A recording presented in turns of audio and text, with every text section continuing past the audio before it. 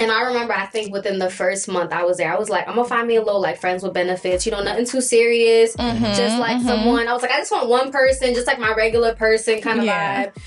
And I remember like immediately just like scoping around and be like, who's that gonna be? Like scoping the scene out. Scoping the scene out. Trying to scope the scene out. You don't know how I'm coming.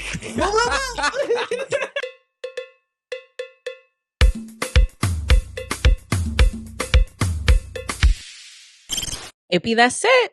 Welcome to EP23 podcast. I'm your host, Caleb, and I'm here with Bianca. Yes, for another episode here today. This topic is very special. It's a good one because this is a topic that's been thrown around a lot, and it's healing, or should I say healed. And so for today, the guest that I have here, I'm excited. The one and only. I'm excited. You know what I'm saying? If you know her by the first generation healed. You know what I'm saying? And if you don't know her, you about to get to know her. Okay. Come on now, put your hands together for the one and only Naya A. Hey y'all. Thank you for having me. Yes. Thank you for being here. Yes. Well, yeah. How you feeling? How you doing? I'm good. I was telling Bianca earlier, I was like, yo, I've had this wave of like sleepiness all day, but I'm like, I'm excited to be here. Yes, like, I'm ready. Yeah. I'm ready to be, yes. Listen, you excited, you look good, you know, Girl. you about it, and then we about to get into it. Yes. Okay? Yes. All right. Yeah, let's I hope get you it. ready. I'm ready, girl. Okay. All right. So for the people that don't know who you are, please go ahead and introduce yourself to the audience so they know who you are. Yes. Absolutely. So my name is Naya Ford. Recently changed to Naya Louie. I recently got married. I've been a content creator for 3 years now, and I focus primarily on lifestyle. So that includes friendships, relationships, dating, my faith, the whole nine. So That's amazing. I love that. First things first. yes, ma'am. I'm sorry. Say, what's your last name now? Naya Louie. Okay. Hey. Can I go ahead and say, where's your husband from? Wow. He is from Haiti. Come on now. Okay. Come on now. Welcome. Okay. The big Welcome. H. I just wanted to say that. Yeah. The big H. And be that's it. Okay. Come on now. All right. That's Listen, all. get you a good, faithful, Hey. loving man of God that Hey. is Haitian. Hey. Okay? Get Don't you miss. one. Yes. Get Don't you miss. one. Okay. Nah, this is good. I love it. So boom, like I said, we know you as, first generation healed. But Yes. I want you to take us back a little bit. Yeah. You feel me? To that time when you weren't healed. Yeah. And walk us through that journey. Yeah. When I wasn't healed, I would say honestly, let's go back like 4 years when I was like 19, 4 or 5 years.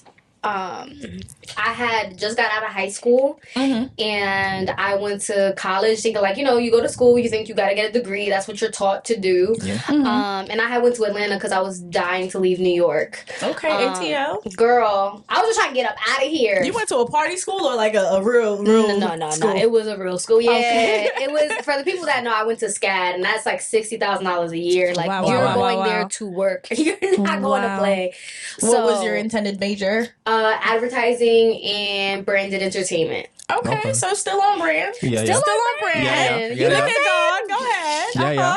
So I went there, but one of the people don't really know. One of the reasons why I wanted to leave New York so badly was because like I came from a household that was like domestically abusive, Wow. and I love my parents. I won't specify which parent it was, but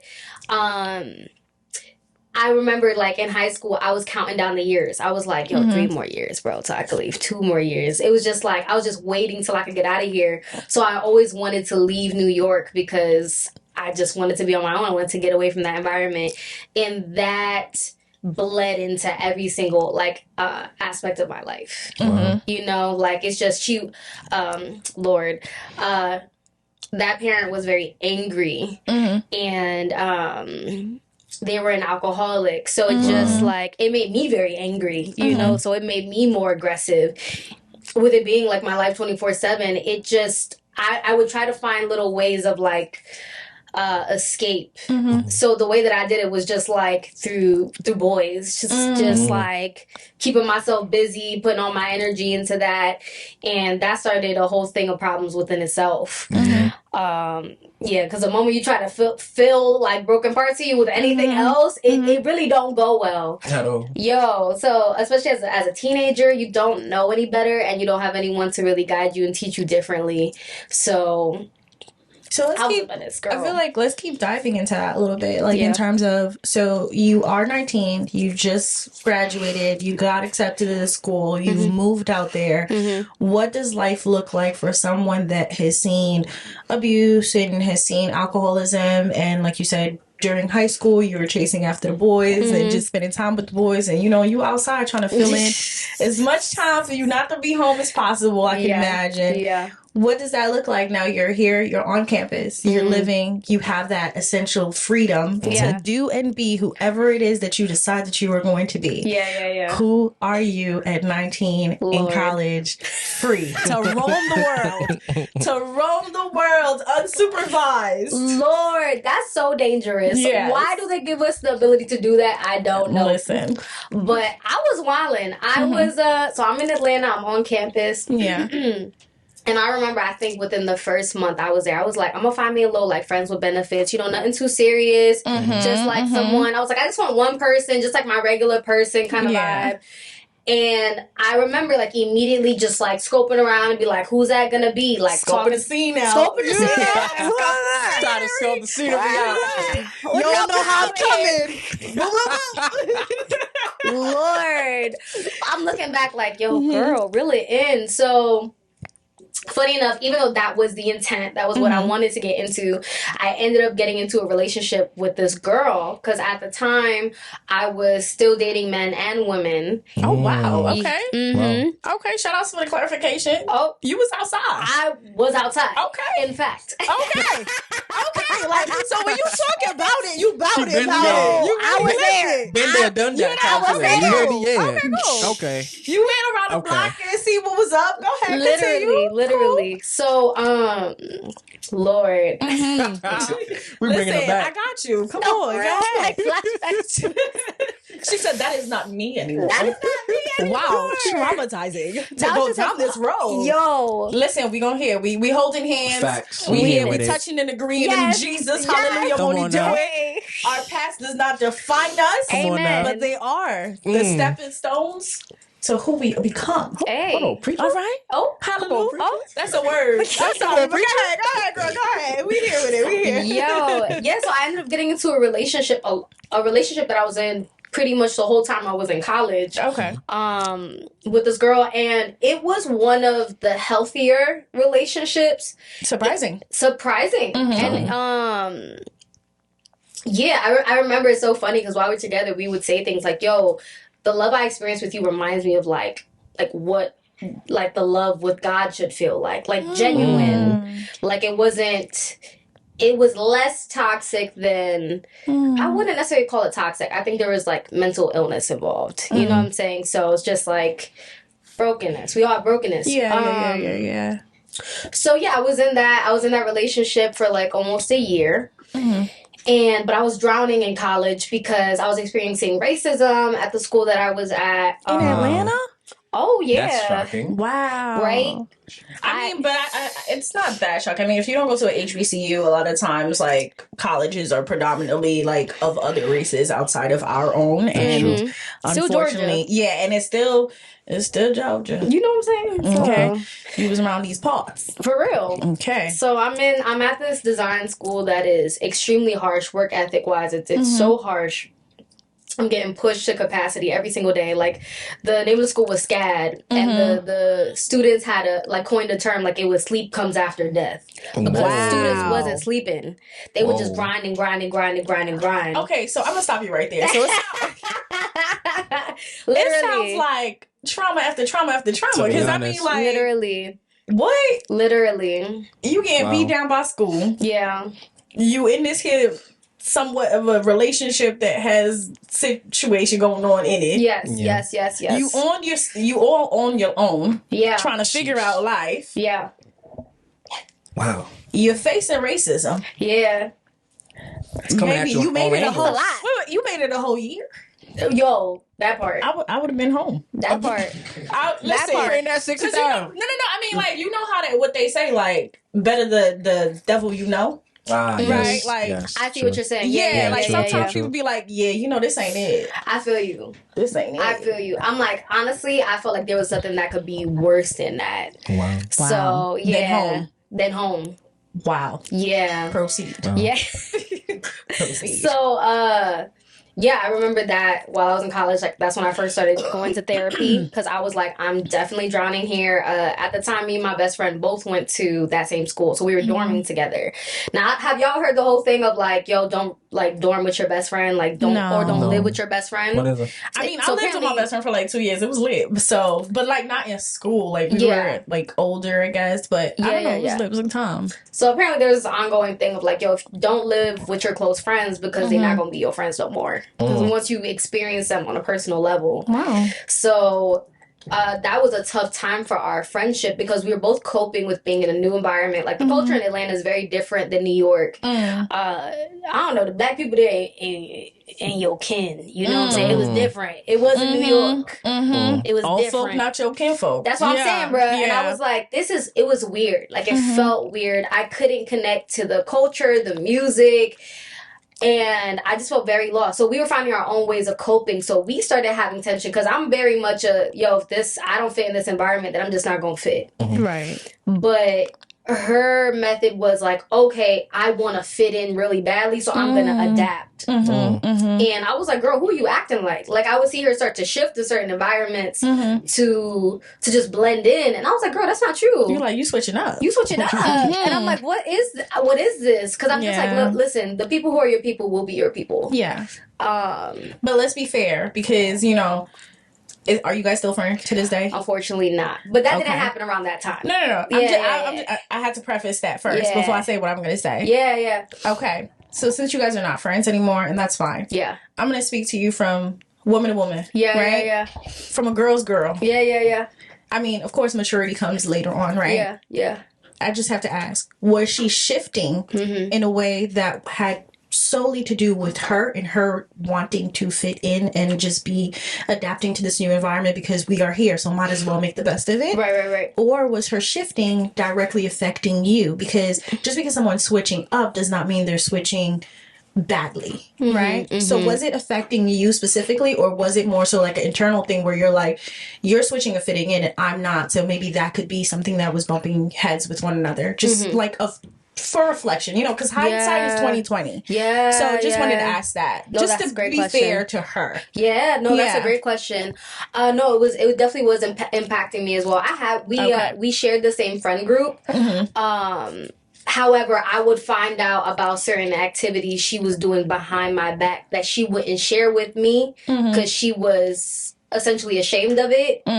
But like, I would find out from said friends and stuff because it's the same friend group. So they'd be putting me on about something like maybe just something unrelated, not in a gossipy way, but then sharing me what that friend of mine did. And I was like, wait a minute, what do you mean she did? So it was just like morally she was shifting in that environment. Like she started to bend and compromise. So not just like, you know, shifting personality, but like the person I knew, like value wise, it was just shifting. And you were essentially looking out, but it was just like you guys are going separate ways. Correct. Okay, got it. Correct. Just wanted to clarify that because you know people like to eat people up. The girlies in the comments, so I just gotta make it fair. So, you know, to her, even if you guys are friends or not friends, it's always good to like reflect back and see how you felt about things and if it was valid or not. For sure. Yeah, like even though we're not friends, like we ended in an amicable place. So definitely definitely don't want to say anything that disrespect, but just like true to the situation. Yeah, true to the situation is always good. True. Love that. Okay, so to proceed, you were getting into it with your friend. Everything essentially is kind of like falling apart for you, essentially. So like, how do you I don't know, like, how do you move in that environment, or like, how did you get past that? Like, how did we go from there to here? Like, what was the rest of that journey? Yeah.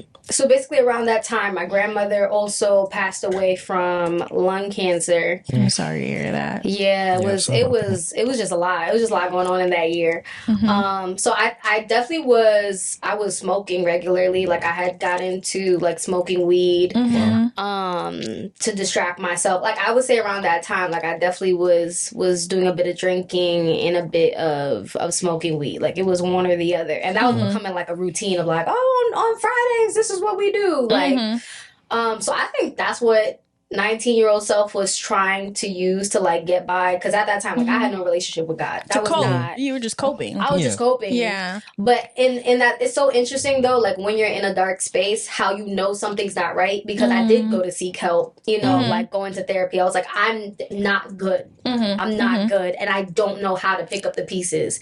So I need someone to help me work through this. Right.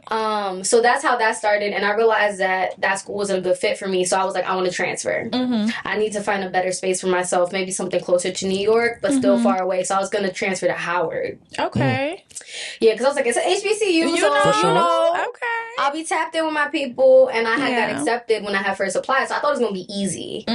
But then the transfer requirements are different than that of a first-time applicant. And they were like, yeah, sorry, we can't take this and that credit because So it was just like a bunch of blocked doors. Yeah. And they were like, yeah, you know, like go to another college, get those credits again, and then like apply again next year. Wild. Absolutely That's wild. not. I said, bruh, That's wild. first off, that's like 3 schools at that point. You gonna have me bounce. You wasted my money. You wasted my time. Don't nobody even like school like that. To be Unless honest. you do. I don't. But I mean, like, yeah. Yeah. I was like, what is going on? So sure enough, I had to go back to New York because I didn't have anywhere to stay in Atlanta. So I was still with that girlfriend at the time, and when I went back to New York, the tensions was rising even more because now we long distance. We didn't sign up for that.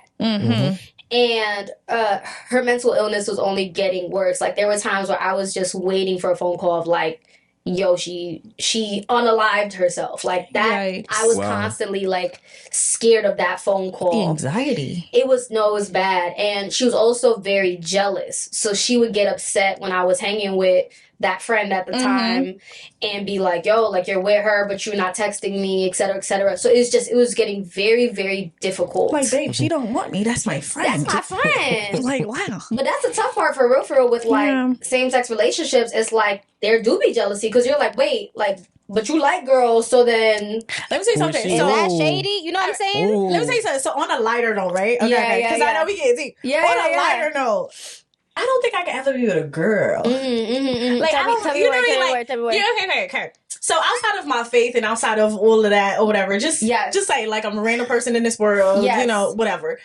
I don't know if I could be with a girl. I just feel like I can't be with another me. Like, I just feel like, I don't know, like, if I would have to be with a girl, they gotta be a stud. Like, I need something masculine. I need like a little roughness. Right. You can't act exactly like me. You can't act exactly like me. We both can't be the princess. Yo. Like, how does that work? Like, you know what I mean? Like, I need the power dynamics. I feel you, bro. I need it.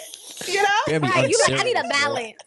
You're a very unserious individual. No, but that's a valid, like, for real. Like, think about it. Like, no homo.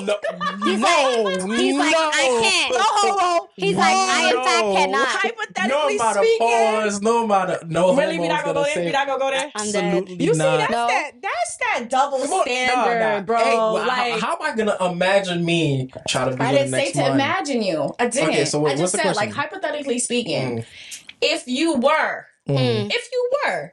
someone that was into men, right? Listen, Yo, he's like clocking out. I'm getting there. Listen. If you were someone that were into men, right?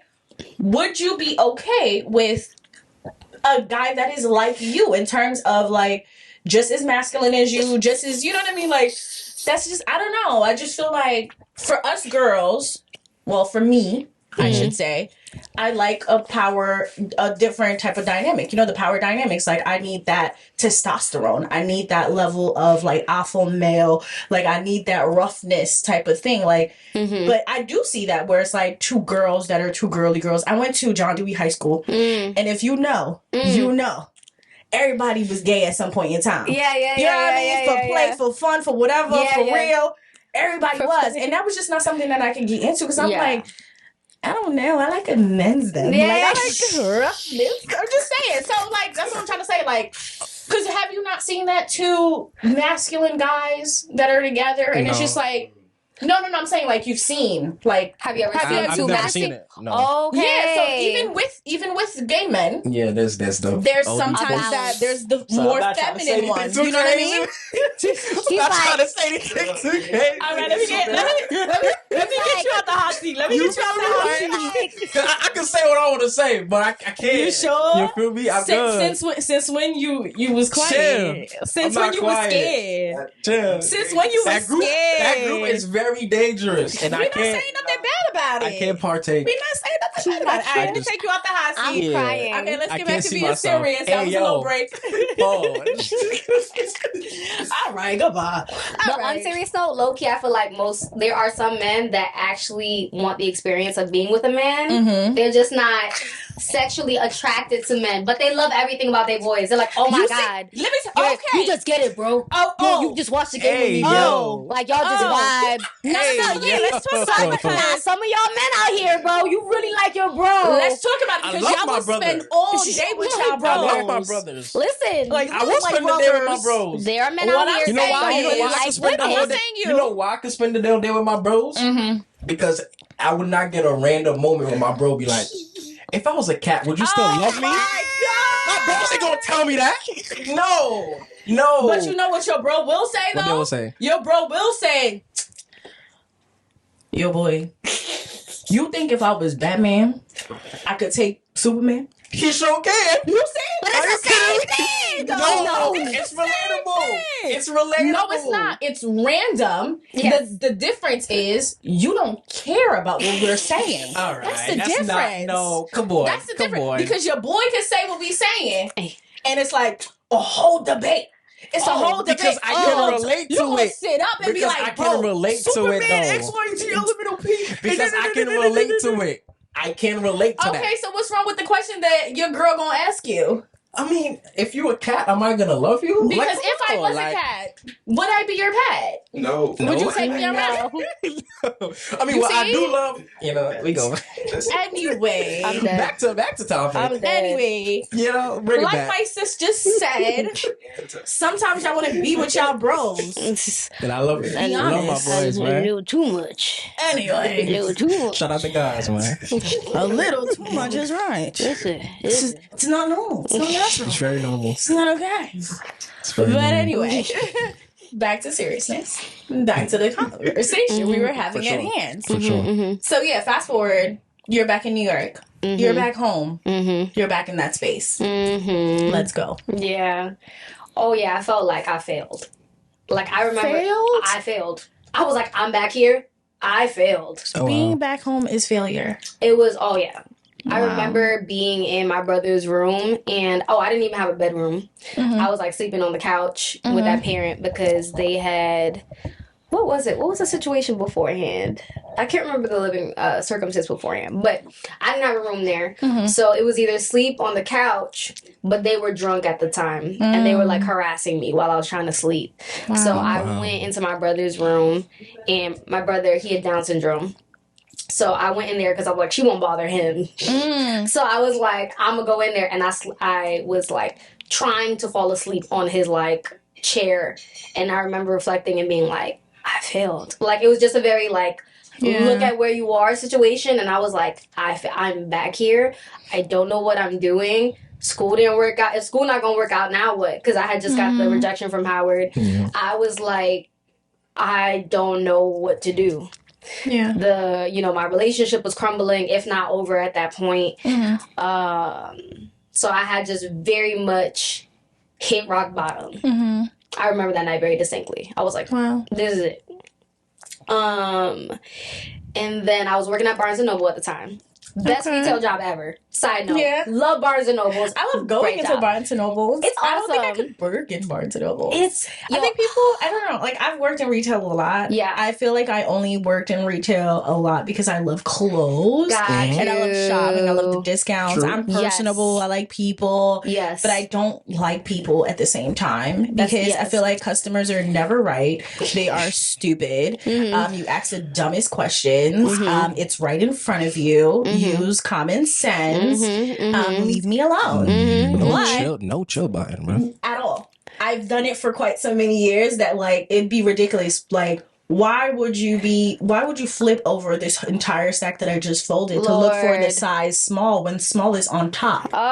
Make it make sense. The pain. You're an idiot. Okay?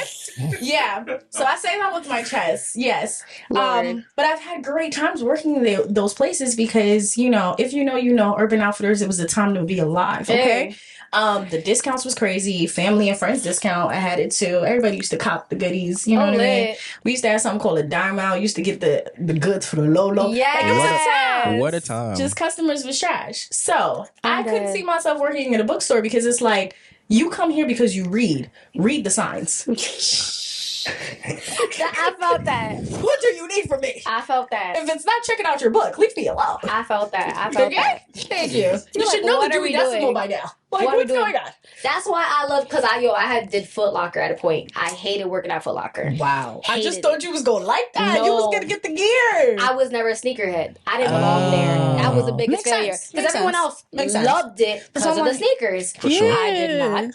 But I love to read. So that's why I love Barnes and Nobles.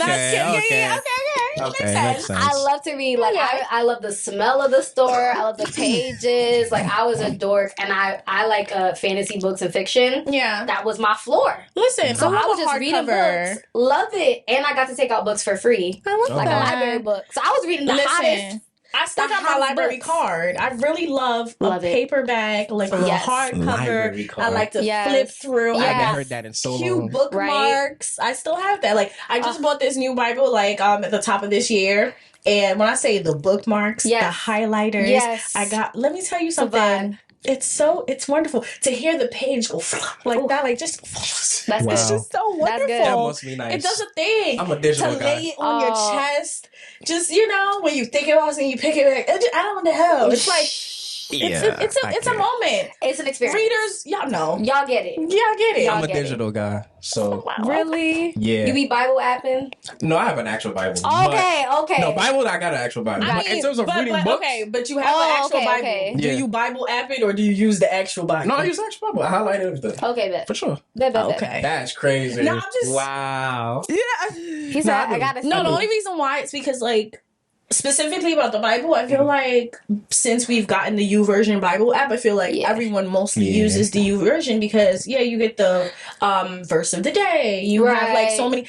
I don't know if people really use their YouVersion because I really use my YouVersion. There's like a lot of great recommendations on the sides if you've ever paid attention to it or not. But there's like the section that's called videos, and you can discover so many cool films or shows. That's where I found out about the Bible Project, which is really amazing that I use. There's like so many cool things that's on YouVersion that I really love, and the Bible plans are really fire. That's a lot using. So that's why I was saying that, because I can understand, and when you highlight, it stays in certain areas. You can do Bible plans with other people if you're friends with them. Cool. So that's the reason why I say that. It really wasn't no shade, no tea, no nothing. It was just like, I know that it's very attractive for a lot of people. And you have the Bible on the go with you 24/7, which is really cool. Nah, I only use it for the plans. That's Got you. Yeah, that's but cool. in terms of reading the Bible, I use the actual book because I have I have a study guide Bible. So yeah, so I got like what's it called? I think it's called like a notes one where you have like that extra space to write on the side. Yeah. I like that. I have that. I like that. I like the app for the translations, so that way I can look up different. Because that's the only thing with the physical Bible. It's like you got that one version. Yeah. But really, because I've had the first Bible I had was the dual side by side one. It's like that. Yeah, I had NLT side by side with KJV. That's wavy. Yeah, I still have that in the house because I was like. I'm gonna need you to dilute this for me, but I also need to hear the thou shalt and and the so on and so forth. Because I'm like, I need to hear it in the voice of God. Why is that God so deep? Because reverence. GAWD. Reverence. That's not just Jesus. No. God. That's the God of Old Testament. Hey. Okay. Of Abraham. Jacob. Okay, so we're back in Barnes & Noble. Because I gotta bring it back. Yes. Because I'll be staring y'all away, but I gotta bring it back. Yeah. We're back in Barnes & Noble. Yes. Your one place of happiness. My one place of happiness. Yes. So I'm walking there, and this woman one day, she approaches me, and she's like, "Hey, yo, can you help me with a book? Regular stuff." And she's like, "Yeah." She's like, "What do you do for work or whatever?" She's asking me questions, and she's like, telling me about herself. She's like, "I actually have a mentor that's gonna help me retire at 30." And I was like, "That's really cool." Like, she's like, "Yeah, I could connect you with them, actually." And I was like, "Oh, yeah, bet. I mean, I want to retire at 30. Why not?" It was a pyramid scheme. You see, I already knew where this was going. That's why I didn't stop. You know? I hadn't never heard of a pyramid scheme before. I'm 19. Yeah. Why would I? I got sucked into a pyramid scheme for 6 months. Because I didn't know. 6 months? I didn't know. Beloved. I did not know, friend. Beloved. Sure enough. Wow. She got me to come to this little meeting. She's like, "Yeah, I want to connect you guys, whatever. Come in business clothes." I'm thinking we're meeting at a place. It was her house. And everyone's there, business clothes. I meet her team. And sure enough, her mentors come, and it became this environment where I was thriving because they were all Christians. And so they mixed my heart the pyramid scheme with Christianity. That's so crazy. I've never heard of that. I've never heard of that before. And wowzers. That's wild. Oh yeah, it was kind of cultish. They're going to hell. That's wild. That's JK, wild. JK. You know, you can unclutch your pearls. Relax. I'm dead. Wow. But for real though, if you have not repented, that's please crazy. repent. What do you mean? Crazy. It was crazy. Pyramid scheme with Jesus? With Jesus. Yes. My it heart. was bad. But prior to that, I wasn't a Christian. Yeah. So they were like slowly trickling it in. I remember for like a Christmas gift, they gave me a book called The Bible, and it's the Bible in a story form. So same content, it's just not written in scriptural form, but just like a regular book. Sure enough, I read that book, and I was like, "This is good." I was like, "I like this." So they would, to be in this team mentorship, that's what they were teaching me. It was, I had to read a book. 15 minutes of a book every day off of their reading list. I had to listen to a podcast of their choice. Like, they have a whole little file full of things for me to listen to. And then I would have to send a voice recording of everything that I learned. And I would have to do this every single day. So the content that they were giving me was solid. It was good books. For the people that know, it was like Boundaries by Henry Cloud. Like, it was like good books. And I remember first time I read that book, I was like, "Yo, why do they keep shoving all this like Jesus? Like, what is this, bro?" Because that book is like, there's so much scripture in it, and I was so uncomfortable, but I was so I was curious, but also like you were searching, like your spirit was searching for something, but I don't think I knew that. Yeah. And I'm like reading it. I'm like, okay. And what finally got me was this book called Captivated. It's by Stassi and John Eldridge, and it talks about the way that God loves women specifically. He sure do. And that book touched me, and for the first time in my life, I felt the love of God. I was like, I'm loved. Amen. I love that. I never felt that way before because I was bisexual. I was doing my thing. God, I know that's one thing the church makes known is like, God don't love me. Maybe everybody else, but not me. Feel me? Like, I've gone to pride parades and seen Christians holding a nut, like posters like, "Oh, you're going to hell." So I'm like, these are Christians. Like, wowzers. So Wow. I find like I felt the love of God, and I was so curious. So I was with this team, and I was they were all very fitness based too, so we were working out together. I was like meal prepping for the first time, reading books about God, and on the outside I was thriving. I was becoming. No, I'm not gonna lie. So far, sound good. I need a team like that right now. You know what I mean? Jesus very much and like fitness, Forex. reading, Very much like Forex. Yeah. No, I'm waiting for the scam. I'm waiting too. That's what I'm saying. Yeah. Like I'm like, waiting. this is some good stuff. That's the thing. So the thing about pyramid schemes, from what I understand, it's not necessarily that it is a scam. It's the way that they're trying to frame it, and it's that. One, the only way to attain wealth is by getting more people. You know what I'm saying? And also, like, specifically the organization I was a part of, it wasn't just like products and stuff like that, but it was this organization that was teaching you lifestyle of like of how to act. Like, if you wanted to date someone on another team, your team lead would have to be your like chaperone. Your chaperone. That's crazy. And say like you had to get permission and all, and then like they would have beef with other teams and stuff like that. Not beefing in Jesus' name. Hold on. It was weird. It was weird. Listen, so far I'm not opposed to anything besides the beefing part. Yeah. And so how is it a pyramid scheme specifically? Because so far, for the listeners or whatever, we're hearing great stuff. So what part of it wasn't so great? Like, what was it like recruiting people to do what exactly? Like, besides getting all these benefits, what else were you supposed to do? So with the pyramid part was I had to commit to buying $500 a month worth of products. No. Let me say something. I don't make it to membership stuff for too long. One thing about it, I love a 30-day free trial. Let's see what this is about. Yes. $500, baby, no. $500 a month from this specific warehouse of household products, laundry, like anything you would buy a month. So beauty products, everything. And then the goal is to get more people to also spend $500 a month. Wow. And But you're they'd getting be a under percentage, you. and they're under me, and everyone's just getting a percentage of a percentage of a percentage. And mostly, I think the people who really create wealth are the people all the way top. Yeah, that's on the top. pyramid part of it. Right. So I was just Because giving y'all these... all like foot soldiers. Right. So that was basically it. And I remember, like, I didn't really get to the part of, like, recruiting nobody. Because I remember sitting down with one person for the first time, and I was like, I can't do this. I can't do this. And the reason why it was weird was because my mentor specifically... she was so good with the gift of gab. Like, she was confident. She seemed like a woman of God. She cared about my household situation for the first time. For the first time, it was people who cared the fact that I was going through this stuff. And I never had that. And she would be like, okay, Naya, when you go get this girl, be like...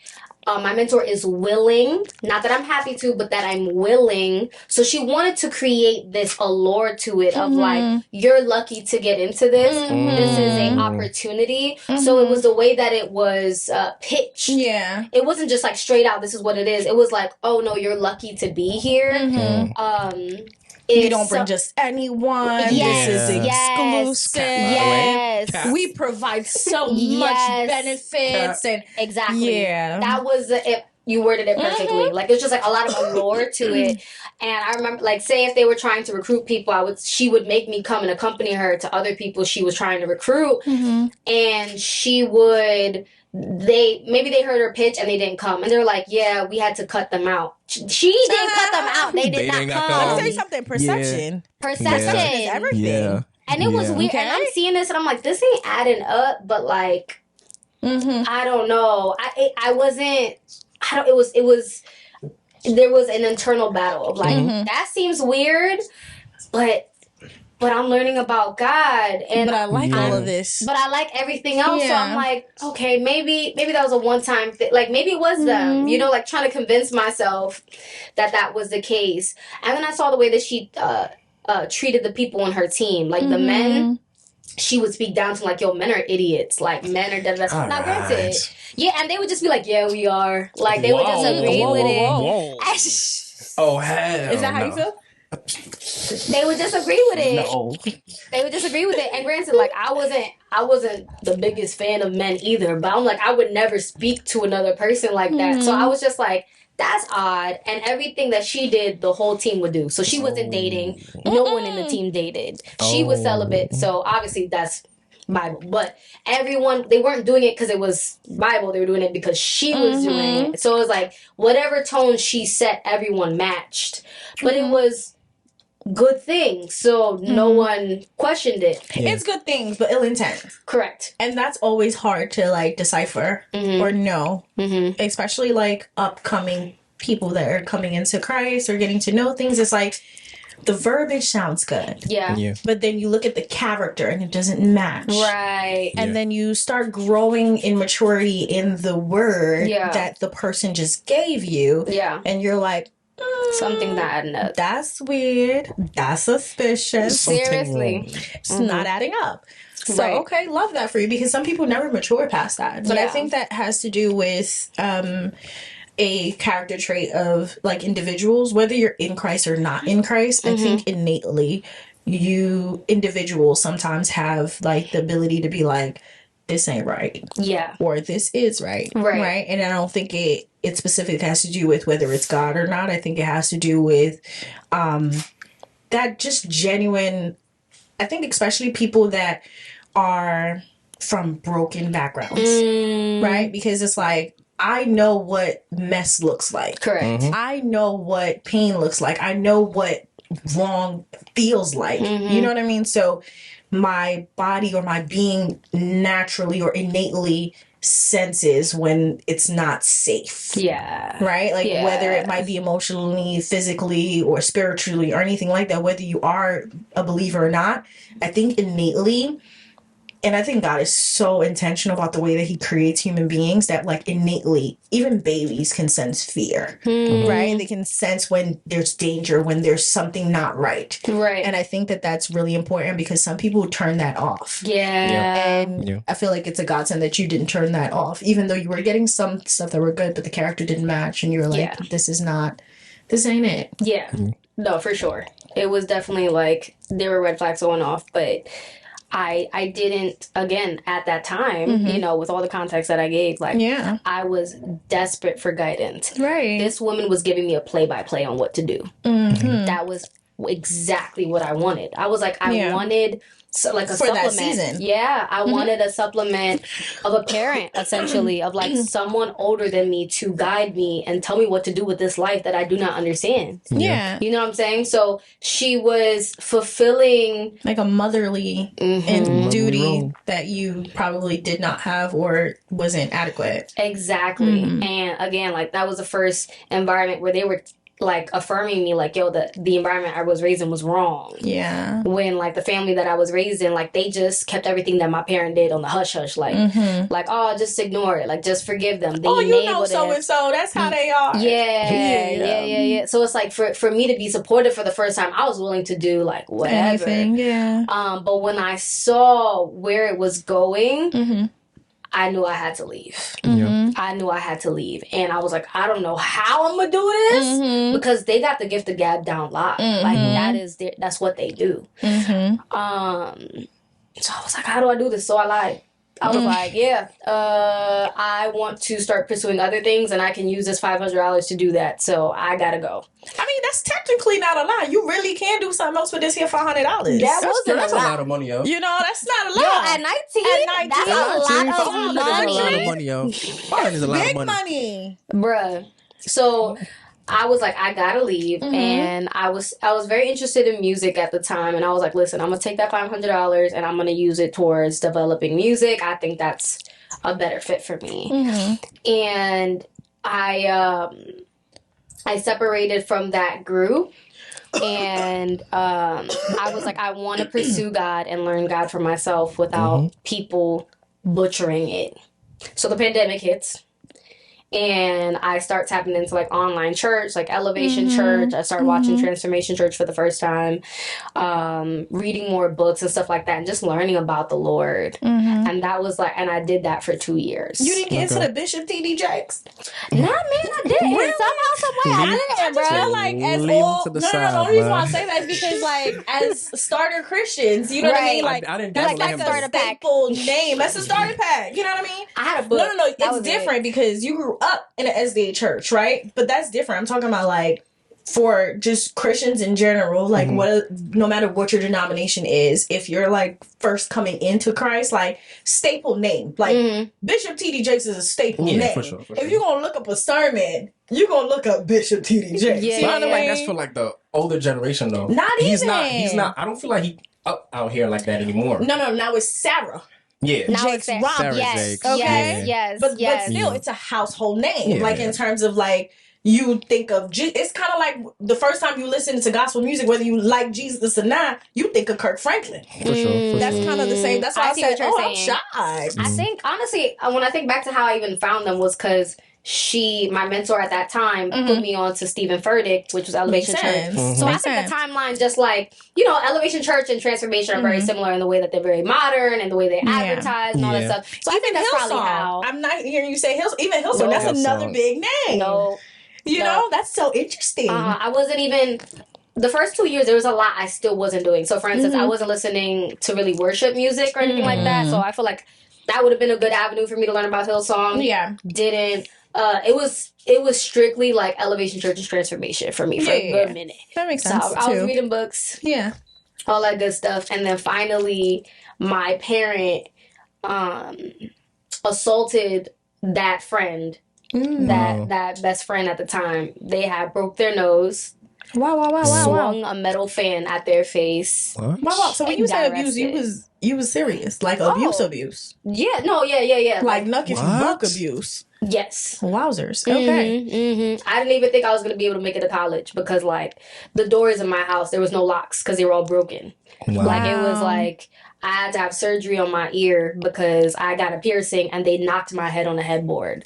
Wow. And it caused, like, a keloid.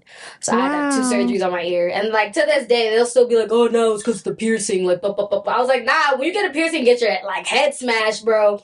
You might get a keloid. Yeah. So, no, it was a dangerous environment. So was it makes sense when you say that, like, going back felt like failure, or being just at the feeling rock like you did a 360 Yeah. instead of a 180, which is what you attempted to do. Exactly. Get it? See, Exactly. like it's all adding up. It all It's adds all- up. It's all adding That's up. wild. Yeah. So when I witnessed that happen, I realized I had to leave. Right. I had to leave. But at that time, it was after the pandemic. I was like, I don't have a job.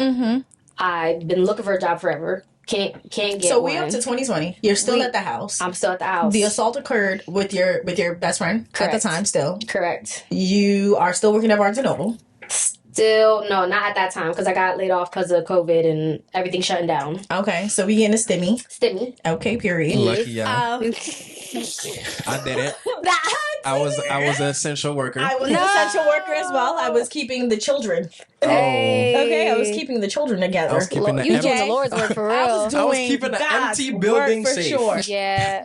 You were not essential. So Moving on. tell the government that. I'm done. Okay, so you getting a stimmy. All of this is going on. You find actually I shouldn't say you find because it seems like you're searching for from what you've gotten from this pyramid scheme. One thing about God, he works in mysterious ways. For sure. Won't he do it? It's like the story of Joseph I'm getting right now. You know what I mean? He uses it all for good. It's given. Sometimes you gotta get through, people beating on you. You gotta get through being thrown into the, little hole. You gotta get sold into slavery real quick. You know what I mean? For sure. Things, For sure. things start looking a little better, and it's like, psych, no. Literally. You end up going to jail one time. Literally. You know what I mean? Even touch old girl. Okay. Now you going to jail, Psych, bro. no. Psych, no. And then, but all of it is a part of a plan. Like, for real. Yeah. It's all a part of a plan to Yeah. being who he calls you to be, essentially. And you're here today, so obviously, you see what I'm Something saying? It do what it do. For sure. Something work, bruh. So yeah, so you got a little piece of Jesus from the pyramid scheme, and now you're searching for it on your own outside of that. Right. Let's go. Searching for truth. So finding Jesus. Lord. Yeah, so the assault happened and I was like, I gotta go. At that time, Lord, at that time my dog was losing function of its back leg. So he was in a wheelchair. Oh my. So I have a dog in a wheelchair, my brother with Down syndrome, and my best friend just got assaulted. I'm sorry, you're surrounded by trauma. Yeah, like this is wow. No, like, it's bad. you asking all the story questions. I'm trying to. No, I mean, listen, we gotta get it. I know. How did we get to here? We almost there. We have the cups. I know. I'm just waiting to ask. You know, I mean, I'm here to get to the meat. He's here for everything else. I'm here for the meat, the juice. I need to know. He's like, so TikTok. we in the How oven. long you been We in the oven. We're baking. No, not even that. We baking. We baking. Okay, Okay, we go ahead. baking. Go ahead. No, but yeah, girl, that's a lot. You surrounded. That's a lot. Yeah. Trauma after trauma after trauma. How do you smile, joke, laugh, be? Yeah, man. Wow. That's something with the work of the Lord for sure. Amen. So sure enough, when that happened, I called the police. They arrested that parent. So now I'm just and so they call an ambulance as well for my best friend. She gets taken into the ambulance. I'm just seeing like, yo, her blood is everywhere. Wow. And I'm just like, this is my best, and it's killing me because I'm like, yo, my parent did this. Yeah. And that's a reflection of me. So I can't not like associate like, it feels like this is my fault. Yeah. You know, I let you into this environment. You wouldn't be near this parent. Right. You know, if not for me. Right. So, and she's like a delicate girl. Like, she never dealt with that as she shouldn't. And I'm just like, seeing her get hurt. I've gotten hurt, but you become desensitized. Yeah. It took her getting hurt for it to really like click. Like, I gotta get out of here. That is so real to say that you've gotten desensitized to being physically abused. To say that like, yo, if it was me, all right, cool, it's regular. Right. What? Right. But because it was your friend, it's like wake up call. Right. That is deep. Crazy. Right. Wow. Yeah, that I feel like that shows a lot of like how I valued myself. Yeah. Because it only stuck out when it was someone else that I valued more than me. Yeah. So. Yeah. Well. She goes into the ambulance. I have to call her mother and tell her what happened, that my parent did this. Right. Her mother's Jamaican. Oh gosh. Oh no. Oh, I'm like, oh my Lord, she's going to kill me. She about to beat everybody up. She's about to kill me because this is not a nice Jamaican woman. This ain't like call me mama. This is like, nah, I hate everyone. Oh. So I call her parents, let them know what happened because they deserve to be with their daughter. For sure. And I think that part sucked too because one, I can't leave my brother. I can't leave this dog. And then I can't even be with my best friend in the room because her parents deserve to be there. Yeah. Because this is COVID time. So they're not letting a bunch of people in. I think there was like 2 people. It deserves to be her parents. Yeah. So I'm sitting in. So once everything happens, she's gone. My parents gone. And I'm just like, I look around and I'm like, what do I do? And I'm like, I know I can't be here whenever they get back. So I grabbed my brother out of he wasn't sleeping, but I grabbed him out of his bed. I grabbed my dog. My dog was wearing diapers, y'all. So I'm here with like diaper bag, wheelchair dog, brother with Down syndrome, calling an Uber to a hotel. Wow. And I remember getting us all there. I had to make sure it was pet friendly. Went to this hotel. And I remember getting my brother settled. I got him some food and he's laying down. He goes to sleep. My dog's chilling. And I look around and I'm like, how did I get here? And you're like, what, 20? 21? 20? I'm like 20. Wow. And I'm like, what just happened? Because this all happened within a span of hours. Yeah. Of making sure I do the right protocol things. Because I'm the youngest, but I was the oldest. My oldest brother had Down syndrome. Middle brother's gone. So I'm like, I've always had to maneuver as the oldest. So I'm like, I know logistics how to get done. So I have my admin hat on and I'm used to chaos. So I know how to operate in it. So I'm like, I have to call her parents. I have to do this. I have to do that. She needs to get to the hospital. So I had all that. So then I was just left with my feelings. And I was like, ooh. Yeah. Okay. That's the hardest part. Yeah. So I had to find a place to live in a month because I booked the Airbnb on a credit card and I was like, I got to find a job and a place to live in a month. And that was the first time I really experienced like faith for real. And that like the Lord will have to provide because I can't do this. Yeah. I can't do this. Walking I don't out know on how to do faith. this. I've been trying to do this. Yeah. You know, I've been trying to find a job for a year and getting nothing back. God, you need to do this. Yeah. And sure enough, so the digital way wasn't working, so I printed out my resume. I got dressed up, put on some slacks, a little white button up, did my makeup, and I just walk up and down the neighborhoods. Let me tell you something. That's how we did it. That's the old That's how school we millennials did it. Like boots on the ground. That's the old school way. Okay, print out a couple of resumes. Y'all hiring? Hey, hi. How you doing? Yo, for real. Because the digital way is just like, yo, we got systems, we got keywords and all this stuff. I'm like, yo, I need face-to-face interaction. But I'm shocked. Face-to-face during COVID? Yeah. Listen, that's transitioning now. You literally giving God the impossible here. Like, you know? I mean, I know he always show up and show out, but like, girl, I needed a job. COVID, face-to-face job application is wild. I needed a job. During a time where everybody wants to be virtual. yo. Right. Wow. Right. You know what? But that's how God works. He always says, you know, if you step out on faith, I will meet you every time. And sure enough, he did. After the first day, I got a job offer. You see first day. Show out. First day. And he be showing out like on purpose. Like, oh yeah. Like I'm gonna do it in 24 hours. Just so you know it's me. Like, all right, we know you're God. Like, he gonna get the glory every time. Like, okay. He gonna get the glory every time. Mm-hmm. And then right before that month was up, I had got an apartment. It was like a roommate situation, but I got an apartment. So sure enough, he provided the job, he provided the apartment. Amen. And then I just started content creating full time. Let's go. That's when you started content creating.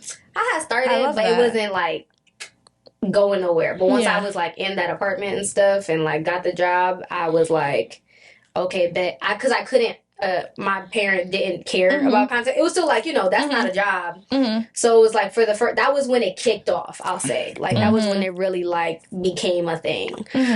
So that was that was the meat. Wow. That was the meat of the Listen, ain't it juicy? It just came out the oven. Ready it's for nice. You to cut into. So go ahead. Oh, me? I'm not Because now you want me to cut into it. So cut into it. You feel me? Thank She's you, though. here. She's here now. Okay. Good. Now I can act, you know what I'm saying, when I've been wanting That's to what act. you gotta act. She's here. She's content creating. It's taking off. Okay. Amen. And I didn't even want to go there yet. Showed out. I didn't even want to get there yet. Okay. Feel me? I didn't want to get there yet. Amen. We here. Nonetheless, though, therapy. You said you had to go to therapy in that little segment of time for you to finally, you know, besides finding Jesus, for you to do the work yourself. So can you explain a little bit more about like how therapy actually helped you to get through all the traumatic experiences you had? Yeah. I think therapy really showed me one thing I had to work through a lot was that I wasn't bugging. So I needed someone, an outside perspective to be like, that was wrong. Yeah. What happened was wrong. Because when you're in an environment that teaches you like, yo, it is what it is, or everyone turns a blind eye, I just needed someone to tell me I was not crazy. Because you develop certain mechanisms to survive, right? And now I'm trying to lay those things down, and I'm like, am I bugging? Am I this? Am I like? I had so many questions, and I couldn't trust myself. So therapy was a safe space for me to hash out a lot of my thoughts and feelings, knowing this is an objective person. You know, they want to see me win, and I got to hash out a lot of habits that I had. I got to flesh out the way a lot of the toxicity showed up in my love life. So that was an ongoing thing of ways I would compromise and put myself in horrible situations. And I got to flesh that out.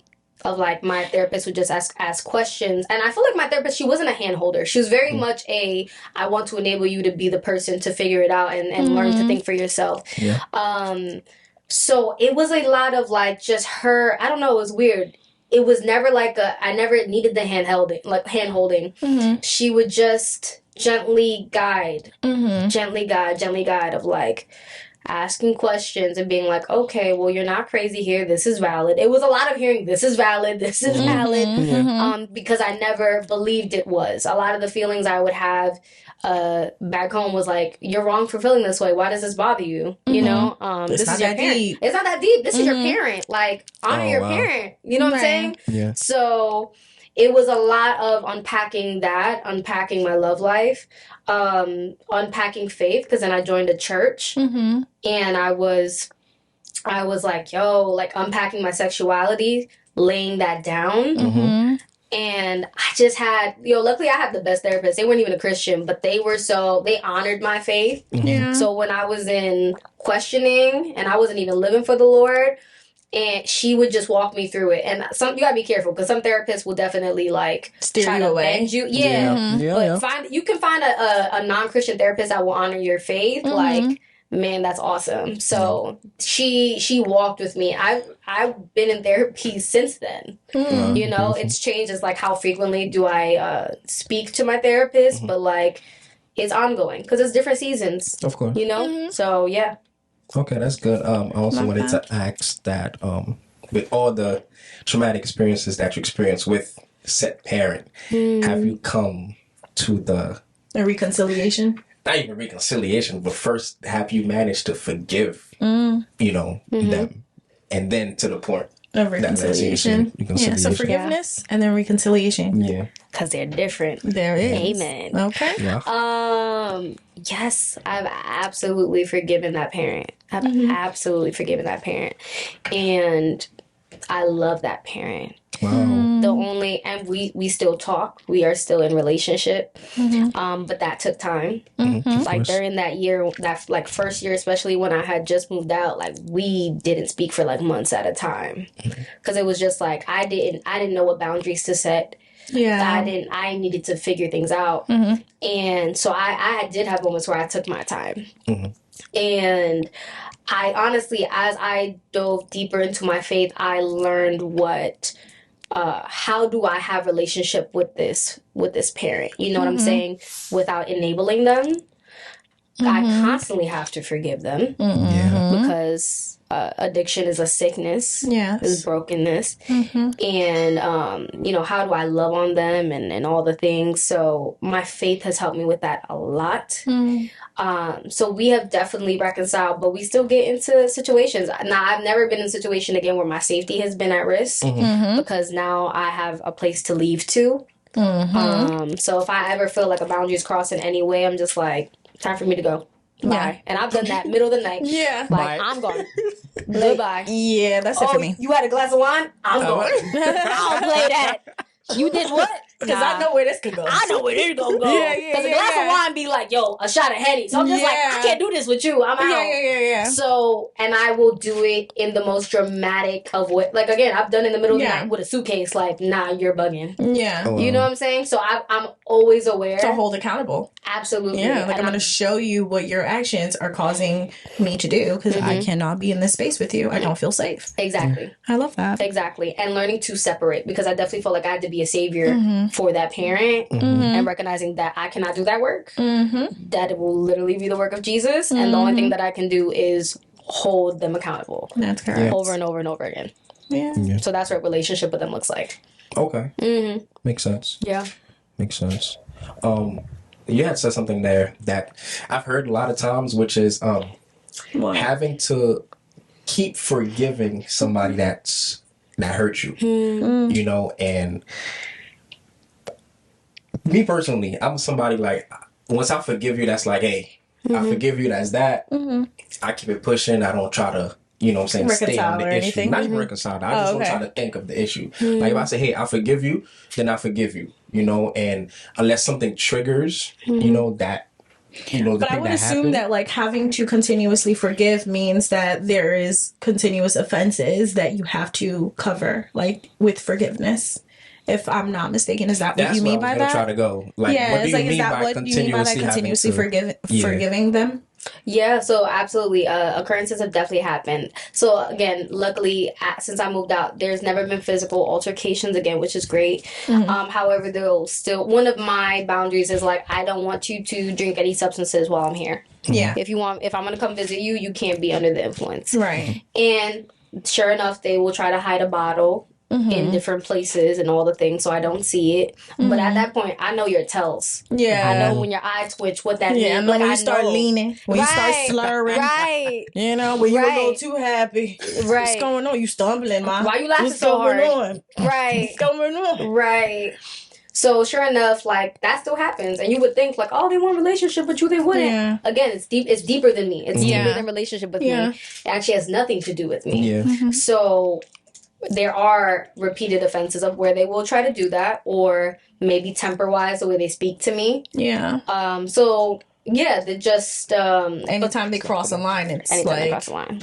In order to be back in that space, you have to forgive to get to that space of like, we can talk, I can visit, I can sleep over again. Yeah, that's really deep. Yeah. I think you said something that was really important to me. I low-key forgot it. But I think, you said that it has nothing to do with you. And I think that is so important when it comes to forgiveness, because as long as you're attached to the situation or to the offense, you cannot forgive. Anytime you're taking anything personally, like you have offended me, you are hurting me, you are in a place that you cannot forgive because you're holding to and you're tied to the hurt.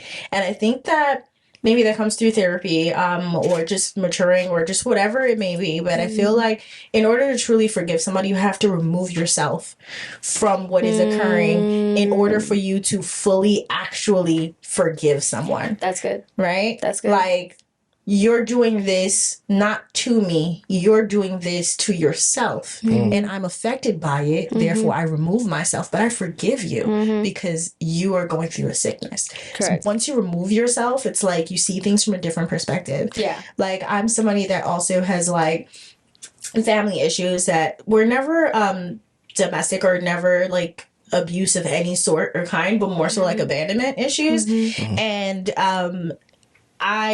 it's so interesting because I worked in a women's shelter. Like I was a supervisor at a women's shelter that was predominantly for mental health abuse and substance abuse. And in seeing these women who are parents and who are mothers or sometimes grandmothers or sometimes young girls, right? Like youngest I've had is like 18 years old, right?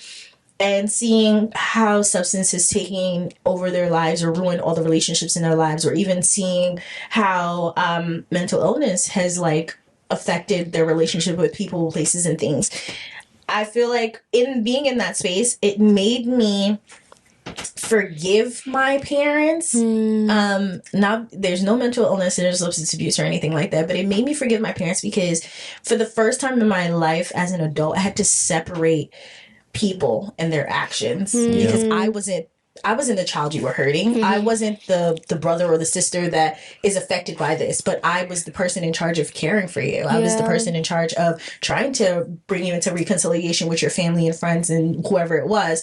And in seeing those dynamics, it made me really sit there and think and say, my parents did the best they could with what they were given, the circumstances they were raised in. They were just individuals trying to figure it out. And especially now that I'm older myself, I'm like, I don't even know what kind of mother I'd be. I don't even know what kind of circumstances I'd be faced with that, like, to keep you alive, one, while dealing with my own stuff. And it's like, by separating myself, I've come to the place where it's like, yo, I forgive you for any abandonment. I forgive you for not even being sorry. I forgive you for not recognizing that you could have been a better parent. I forgive you for all of that because I've removed myself from it. And I'm like, yo, you're just another human being that's messed up, just like every last one of us that's in need of a savior, that's in need of direction, that's in need of all this stuff. So it's like I can lay that down. I can separate myself and say like, bro, it's not gonna get better. It might not, but it's cool. I forgive you because I release it. It's not mine to hold on to. That's so yours. Good. So I think that was really important when you said like, it's not yours. It's not about you. That's so good. Yeah. Like, that's so good. And that was just really important to me. That's what I wanted to talk about a little bit. Don't touch me. Do not touch me. You're so annoying. Are you okay? Yes, I am okay. Thank you. Thank you. Real. Thank you for being my support system. It's love. A mess. All right, move on. A mess. So for real. A mess. I can't. We're being serious here. Me too. Me too. One tear from me, one tear for you. I can't. So bad. So bad. Moving on though. So what was that time that you realized that, hey, I've made it over, I'm healed, you know, for you? When was that time period for you that you realized that? I would say when I stopped getting myself into like toxic situationships, when I started like leaving these men alone for real.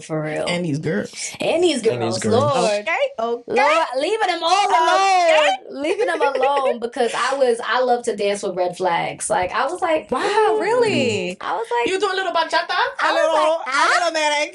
A little. it looks yellow over here.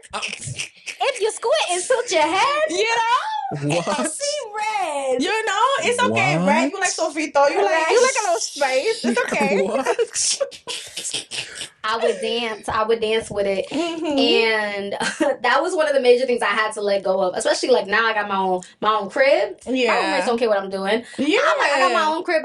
It's my business. Like who I let in and out this house was my business. And that came with a rough curve because I was abusing that. So I was still coming from, college and like using substances and all this stuff. So I was like doing my little thing with these boys, and I would like literally to have sex with them, I would have to be under the influence.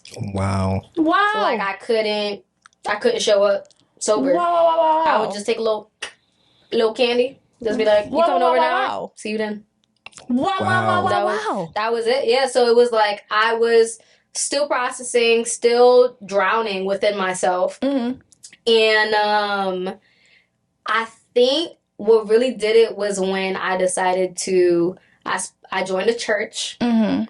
I would say that would have to be the pivotal moment was when I joined my first church because I felt like God was calling me to it. Because up until then, I didn't feel any conviction about my lifestyle. Yeah, he was like, "Yeah, baby girl, you said tripping. Come here. Come here. Enough. I've been hand-holding you. Like you doing the steps. Right. But you playing. You walk a little slow. Come here. So you crawling when I said run. Right. Okay. Right. This ain't the time. So he was patient with me because I'm like I wasn't even like I hadn't even read anything really. Like I think there was a point where I was like, let me stop doing a little bit. It wasn't sticking. Nothing was sticking. And I remember I was going to church and I love that church. And I was so scared of church. But why? I went because church don't got a good reputation.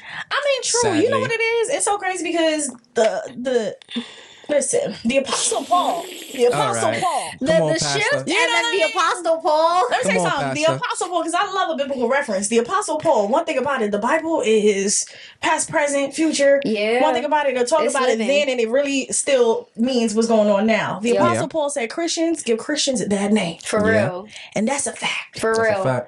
The amount of church hurt that I hear about. Lord. Yeah. Okay. I've had church hurt. We've gone to the same. We've been to the same church. My Lord. I've had church hurt. I'm telling you, Christians give Christians a bad name. And it's really sad and it's really disheartening because we always talk about like the youth is the future of the church, but you push them all out. Right. Yeah, you hurt them the most. The math is not mathing. Right. You hurt them the Make most. it make sense. That's real. And I'm so sorry that it happened to you. Yeah, I feel like honestly I hadn't even got the opportunity as far as like joining a church and experiencing the hurt, but it was just like more so like I'm sorry that you even had that thought. Right. Because everyone has that thought. Like everyone. It's like I want to get to know God, but I don't know about the church part. Yeah. That's the part where it's supposed to be iron sharpening iron. It's like, I don't know about this iron. It's rusty. Yeah. Right. You're like, I don't know. But we're called to that. Like we're called to be in fellowship with other believers. Right. So I was like, all right, Lord, I'll go to this church. So I go and I loved it. I loved it, but it was awkward. There was a turning point, like worship. I was like, what do I do? How do I stand? Why do people put their hands up? I don't understand what's happening right now. So it was a lot. There was a lot to unpack, and I was going by myself. Yeah. And I remember I was going there consistently, and I was happy. I was happy. And I dove in heavy. Like, I joined a growth group, which for some people they call small groups, but like I joined a community. I was learning about the word for the first time for real. And I was eager. Like, I was on fire. Like, I was really into it. Yeah, it was great. And I felt that I started to feel conviction for the first time. Wow. And it was about my sexuality. And specifically with women. And I was like, whoa, I don't know what to do. Because that was one thing I could never understand. And that was actually a big part of my content for a small period of time was, I'm a bisexual Christian and you're not telling me nothing. And I used to stand on that. Granted, wasn't reading the Bible at the time. But you said what you said. But I said what I said. I was like, I love God. I love God. And I also still love women. So what you gonna tell me? And I was like, that's what it is. And I couldn't wrap my head around. I know. That's wild. It's like, dang, you said it with your chest, huh? You said it, not me. Yeah. He's like, dang. I ain't talking about a mama. You said, Caleb said, you said it, not me. But you said wow. it with your chest like that. Wink, wink. Yeah, like, yo. Literally, yeah. I was standing on it. I was standing on it because I was like, I knew I had an experience with God while I was still dating women. So I knew God so loved there couldn't me. be something wrong. So something wasn't clicking though, because I knew that was one thing that was very clear. But I was like, but how did you find me in that while I wasn't getting it yet? Yeah. It's called love. It's called love. It's called love. It's called love. And I remember I signed up for a meeting with my pastor and I told him. And I was like, yo, pastor, I come to this church and I show up authentically every time. But there's one thing that I don't share. And I was just like, I'm bisexual. I met the Lord while I was still dating women. I felt his love. No one could tell me I don't have a relationship with him. I know he loves me. Right. No one can take that away from me, but I know what the word says. What do I do with this? Right. And I'm like, for real, I'm like, I don't understand it because I've had relationships with women that aren't sexual. So I was like, it's not just like a sexual thing. It's not just a sexual thing. So I'm like, it's not adding up. I was like, these men ain't doing what the men are supposed to do. How you want me to be with them for real, Lord? This ain't making sense. You hear that, Caleb? The men ain't doing what they supposed to do. They turning the women lesbian. Wait, what? I'm always in the hot seat. Fellas, lock in, bro. I'm tired of being in the hot seat for y'all, bro. Just transfer it over to them. Just transfer it over to them. I'm just saying. Fellas, get it together. Women's into women. Nah. No. You the fella on the mic. Hell no. You the fella on the mic, brother. What's going on? Let's just say the fella's not healed yet. That's it. All right. Hey. We hurt people. That's what it is. Oh, That's what it is. Are See, you fellas, I saved y'all. Are you in the healing process, fella? I'm healed. Hey. I'm healing, man. Come on now. The work is being done. All right. We'll give you a pass. I felt Amen. So how did your pastor respond to that? Yo, he was amazing. So one, he peeped that I was posting this stuff. He didn't say a thing. Yes. And I think that was a very wise decision because if I had came there and immediately he said that, I would have been gone. Yeah. In a heartbeat. Yeah. But he waited until I brought that up. And he was just like, yo, he was supportive in the sense of like, yo, you lean in. You're seeing the word. And even though you have tension with it, you're leaning in. He was like, first off, like, I have to commend you for that. But he did not budge on the word. He didn't say, well, maybe, but no, the word is the word. The word is the word. And that's that. But he did not deny my experience. And he was like, yeah, like we just talked about it, like the difficulties with like same-sex attraction and he was like, I believe that those feelings are real. I don't think they're, anyone's crazy for that. Like we can't negate. That's, those are people's experiences. And he was like, and yes, the men ain't doing what they supposed to do. He was like, the pastor confirmed it, Caleb. Hey. What year was this? The pastor confirmed it. This is 2021. Yeah. All right, come on. That's way back. The men have changed. Way back? All of 3 years? The men have changed. They completely changed in 3 years. In 3 years, yes. But something about him being like that. Well, I'll say sidebar. I can't get on my brothers like that. I love me, the fellas. Hey. You know what I mean? I love me, the fellas that are willing, able, and intentional about doing the work. Yes. About showing up Yes. for self then for others as well, all of their surroundings, the people that they love or care for, or just individuals in general, like good, genuine, caring, gentle men. For sure. We love you. We see you. We know you exist. So don't take what we saying like y'all not here. Right. You don't even gotta bark. We know. Right. We know. It's okay. There are men out here. You know, we just know. a shout out. They just in the house. They like, just come outside. They just come outside real quick. Right. But they exist. Good men exist. We in the house with it. They in the house. They in the gym. They at work.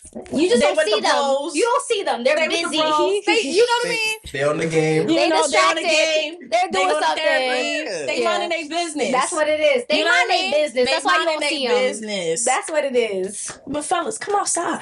We looking for Come you. outside. Hey, there's some looking for good you. Christian women out here for y'all. You know what I mean? Step outside the house. Where are they though? One time for the ones. They in church. Let me tell you something. We doing the same thing you doing. We in the house. We at work. So y'all come out. Somebody gotta come outside. Shopping. Somebody gotta come Somebody gotta come outside. outside. No, but wait. We are outside because we grocery shopping. We do all the things. But guess what? We with the girlies. We at brunch. You know what I mean? That's We true. go to church. We That's go true. shopping. We do a little trippy trip. So we might be in your city. Like, you know what I mean? Come outside. Mm-hmm. So be saying. Mm-hmm.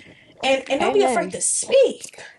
Yo, I could go into a whole conversation about Christian men just on that alone. Yeah, like, Oh, speak gosh. up. Just on that alone. Speak up. Oh God. But yes, Lord. so your pastor, shout outs to your pastor because shout outs to you first and foremost for being in a space that made you feel like you could be transparent with something that was so heavy as same-sex attraction, right? Because that's something that unfortunately a lot of times Christians or church will shun you for. Yeah.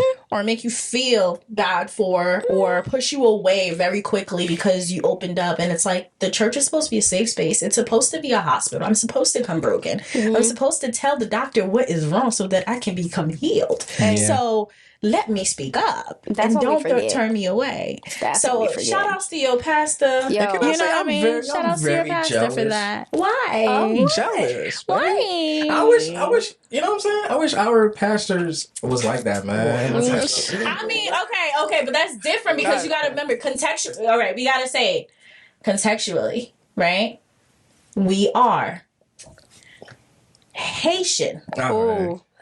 That's Seventh Day Oof. Adventist. Yeah. Do you know how difficult a conversation like that would be? First of all, that would never come out your mouth. That's what I'm saying. Okay, don't even That's listen. what I'm It would saying, be that- slapped out your mouth. Lord. Rebuked Great. to your grave. Let me tell you something. It's given down low, in the closet. Yo. Never leave. Yo. Never But leave. then that's- It is not a safe place here. It's not. It's not a And safe that's why place. I'm jealous. 'Cause And I wish it apologize was, man. If you need a safe place, it's not gonna be there. And I am Yeah. so sad to say it. Yeah. It's so disheartening to say it. It's not gonna be It's there. hurtful, Yeah. man. But you might find it amongst your peers. That's safety. Yeah. You might have to develop your own community of, because church is not just the four walls, it's not the building. It's the the people. like-minded people that come Yeah. together and believe in the word and believe in God Yeah. and speak to it and want to enrich one another's lives. Right. So if a safe space is what you're looking for, find that community first before Yeah. you open your mouth, because you have to look at your surroundings before you say, oh, I got church hurt, or oh, they did this, oh, I was shunned, da, da, da, da. Right. Be so for real at who are you talking to? Right. Okay, because sometimes I feel like as the youth we put ourselves in predicaments that we already knew was going to be failure because we wanted an excuse to leave the church anyway. And I'm keeping it a buck because although I have church hurt, I do not condone leaving the church and not coming back because you got church hurt. Yeah. Because the reality is that's not church hurt, that's people hurt. Right? I say church hurt because that's what we resonated with, but you won't leave your job because your boss is a jerk to you. Yeah. Or Right? your coworkers. Your coworkers. You could have a terrible work life experience and you won't immediately leave your job and never work again. You're gonna find another job, right? Yeah. So why do we not apply the same thing with church? Yeah. This is offensive. This is not, aligned with what the word is. It's the characters don't align. Leave, but find yourself another church. But we don't do that. Find we yourself leave another church. and leave altogether and say, well, y'all make me not want to be Christian no more. Baby, Yeah, you that's all already didn't crazy. want to be Christian to begin with. Yeah. Because people can't make you not want to be Christian no more. That's a God thing. What's your personal relationship with Jesus looking like? be so for real. I'm so glad you looked at the camera when you said that. No, because people like I have to do both sides because yes, there is a true reality of Christians give Christians a bad name. Yeah. They will, rebuke you. They will make you feel like you're going to hell. Yeah. They will make you feel like you're living the worst life possible when God is telling you yes and they're telling you no, it don't add up, you don't make sense, and like it could deter you. Yeah. But then there's also the side where it's like, if that's what you really want, if you really want to pursue God, people, places, and things can never deter you. That's a personal relationship. Correct. Yeah. That's all it is. That's true. Even if you never step foot a day in a church, there's so many sources. The Bible is for you and him alone. Mm-hmm. There is so many services online to connect you. There's so many communities. There's so many events. The same way that you find a concert to go to, the same way that you'll fly out and you'll make the plans and you'll search the latest album that just dropped. Mm-hmm. Why are you not thirsty for God like that? Why is it not a personal relationship like that? Why are you letting people, the one sister so-and-so said, about me, and so I could never, because all of y'all Christians the same, baby, all of us. All of us. It was just Sister Bertha. Like, right. Sister Bertha. What got to do with Jesus? Jesus ain't saying. Right. Like, No offense. you know what I mean? So I'm just saying, like, no offense to you, Bertha. I'm dead. For the Berthas in the audience. So yeah, that's just all I'm saying, especially for the youth out there. Especially for the youth out there. I remember what it's like to be young and to be, to know that Jesus loves me. This I know, for the Bible tells me so. Hey. Right? Hey. Yeah. And feeling like every single thing I do is wrong. Like, I must not really be a Christian because I might know my word. I feel connected to God and so, but I'm just figuring it out. I'm young. I have all the influences of the world all around me. I'm trying to figure it out. I'm doing my personal walk with God. But you have elders and you have people that are shunning you and fighting you on what you're doing, and it's like it deters you. It's like, I forget it, because sometimes, and I'm gonna say this, sometimes the world accepts you more than some of the Christians out here. Yeah. And you wonder why the youth is like, this something don't make sense. Math ain't mathing. I'd rather be with the world. Right. They accept me how I am. Yeah. Right. What I say, what I do, how I dress, whatever it is. And guess what it is? All they doing is supporting me, holding me down. And when I'm hungry, they're the ones who's feeding me. When I'm getting into it with my parents or whatever the case may be, they the ones holding me down. Where y'all at? Where the church at? You see what I'm saying? So I'm like, there's always that battle going on, and I think that you have to do the work of just you and God. Focus on what Jesus says and not what the world says. Yes, that's so good. People are people. People gon' people. People gon' people. People gon' people. No matter where you are, people gon' people. They gon' do it. Okay? People gon' people. They gon' do it. But I'm a big advocate for finding your church of like wherever you're. If the body hurts you, that's why there's other churches. Hello, you know what I'm saying? On the block, there's a building. You can find another space that you are meant to be in, because for real, like you said, it's not a building, it's the people. So find your community. Find your community. Can listen to a sermon at the crib. You're going there for the people. So if you're saying the people, you don't like the people, then you need to get out that space. Hello. And I think the other thing I always want people to be weary of is like, don't associate the church with God in the sense that don't make it your Lord. Don't make church culture your Lord. Their part. There's a difference between the Bible and church culture. Because what happens when a community of people come together, they come up with their own culture. So there's a lot that is in the church that was never the word. Yeah. For instance, when it comes to sexuality, we created a hierarchy of sins. If you're gay, if you having sex, you go into a deeper level of hell. Right. You feel me? It's giving Dante's Inferno. Different levels. You go to different levels. That way. Different circles of hell. What do you know about that? I'm a millennial. I read books. I know it from a game. Yo. You see? Gen Z.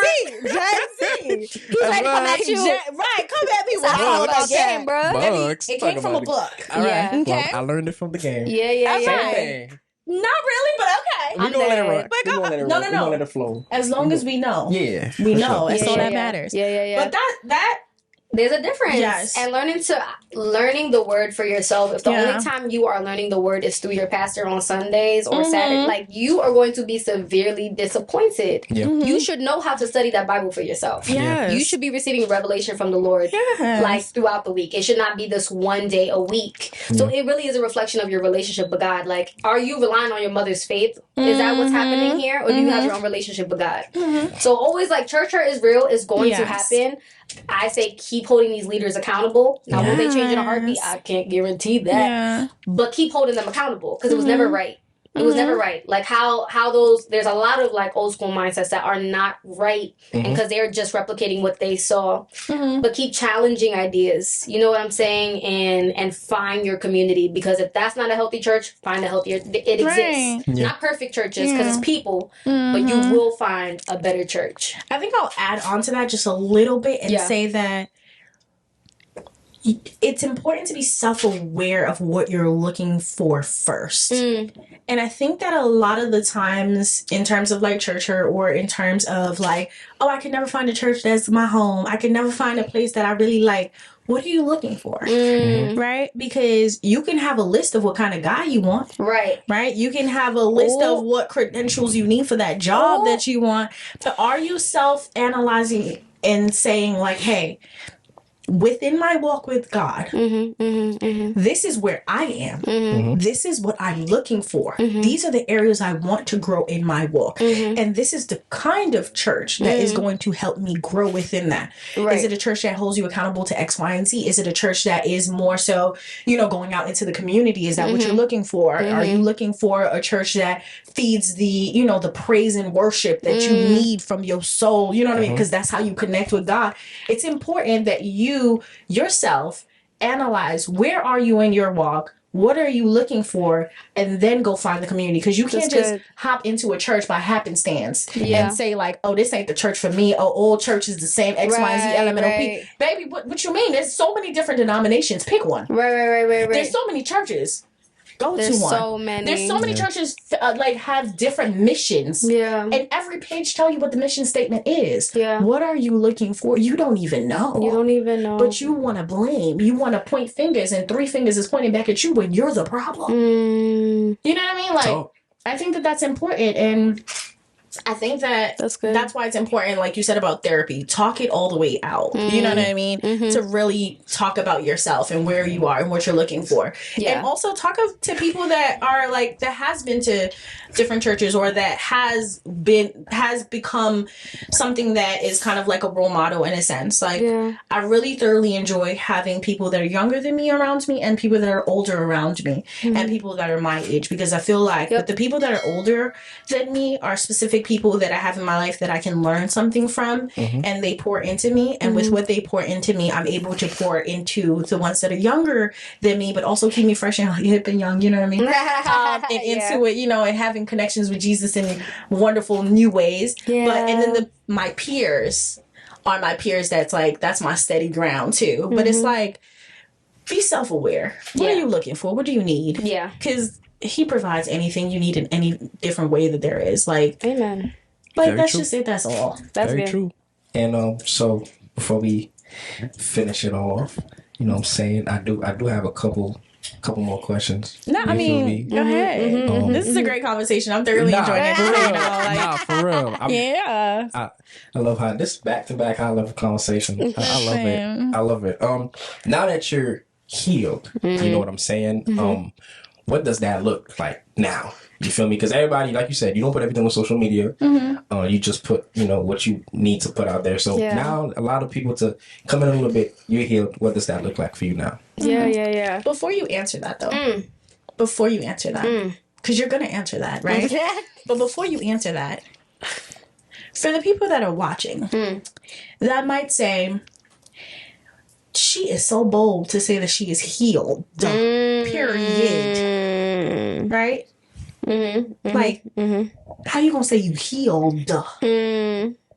is that not like an At 24. ongoing at 24? Is that not an ongoing challenge? You haven't experienced certain things yet. There's true. still things that can happen in your life. Shouldn't it be an ongoing process? Yeah. How are you marketing something that is a complete finished package? Make it make sense, sis. Talk to that. That's so good. That's so good.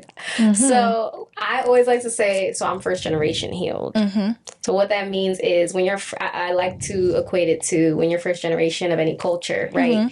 You still have a lot of that baggage from maybe immigrant parents, certain cultures, things you were just raised in, right? But you're learning to challenge ideas and learn healthier ways. Maybe you're like, okay, that was how they did it back there, but that's not necessarily healthy. Like, maybe let's do this. Or you just start to learn different things. So I always say first generation healed because I have all the things that are in my parents. I have those things. All those habits, my flesh is still there. That was still the family I was raised in.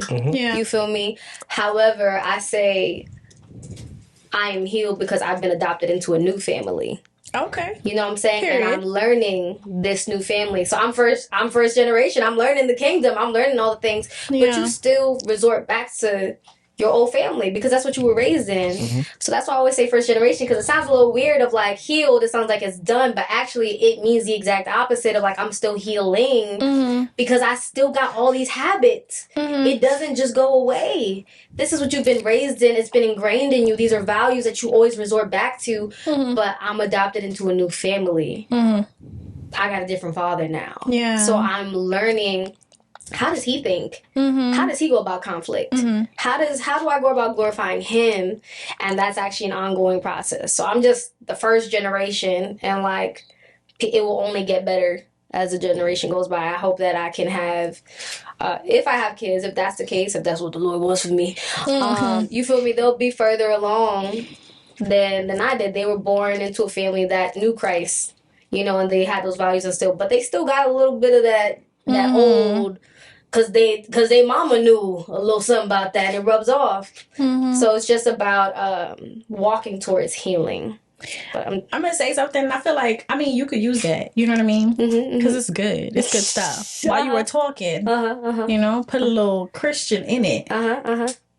I think that it's okay for you to say that you are first generation healed. Period. Because in the English language, healed is past tense. And you were healed from your past. So you are first generation healed, period. You are in your present tense and walking into your future tense. So you are healing in your present tense from what's happening in your present. But you're also learning to grow into your future, which you will continue to grow and continue to heal as well. So it's okay to say you are first generation healed. Your past is over. You are renewed in Christ. And it is what it is. So you can staple that and say that. And I think people need to pay attention to that and not go to the negative and not go to the, oh, it's already finished, right? Because he who starts a good work in you, right, is true to finish it. So listen, your past is healed. Yeah. And it is what it is. That is true. In your present tense, you are working with God, and in your future tense, is going to be continuously working with God. So, yeah. Amen. Okay. You good. Listen. You good. Listen. That's good. Yeah. Back question, man. He's like, support. Right. Yeah. Now. Right. Next. You really are trying to. Trying to get to it. Feel me? I'm just thinking like how the people are thinking. You know what I'm saying? For sure. I'm just in the audience. Yeah, for sure. I'm learning as they go too. Yeah, feel me? we all I'm are. taking it in. So, but yeah, you're here now. You healed, first generation, and you're still continuing to heal. So, what does that look like now? Right. Yeah. So I'm learning how to do relationship with people. And I never knew what that looked like. So for instance, there was a point when I first got married and I got engaged and all the things, like the girls was hyped for me because they knew the mess that I came from. So now like I've made this huge commitment to a man of God, which wasn't even something I knew to pray for. And I'm learning how to do life with a person in such close proximity. So that means constantly forgiving. Yeah. You know what I'm saying? Like that marriage is constantly learning, forgiving, growing, forgiving, that exchange. Over and over and over. It's not just vibes. Granted, there's tons of vibes. But like you're constantly Shout forgiving. out to hubby for the vibes. Shout out to hubby for the vibes. Like I still feels like I'm having a sleepover with this man like every night. Like that's my that's so best cute. friend. We That's love my that. best friend. But for sure, we're both. I'm 24. He's 25. You think this is the finished product? No, we're both growing as individuals, and sometimes that clashes. So we are learning how to love each other and look more like Christ. We constantly are sanctifying each other all the time. Yeah.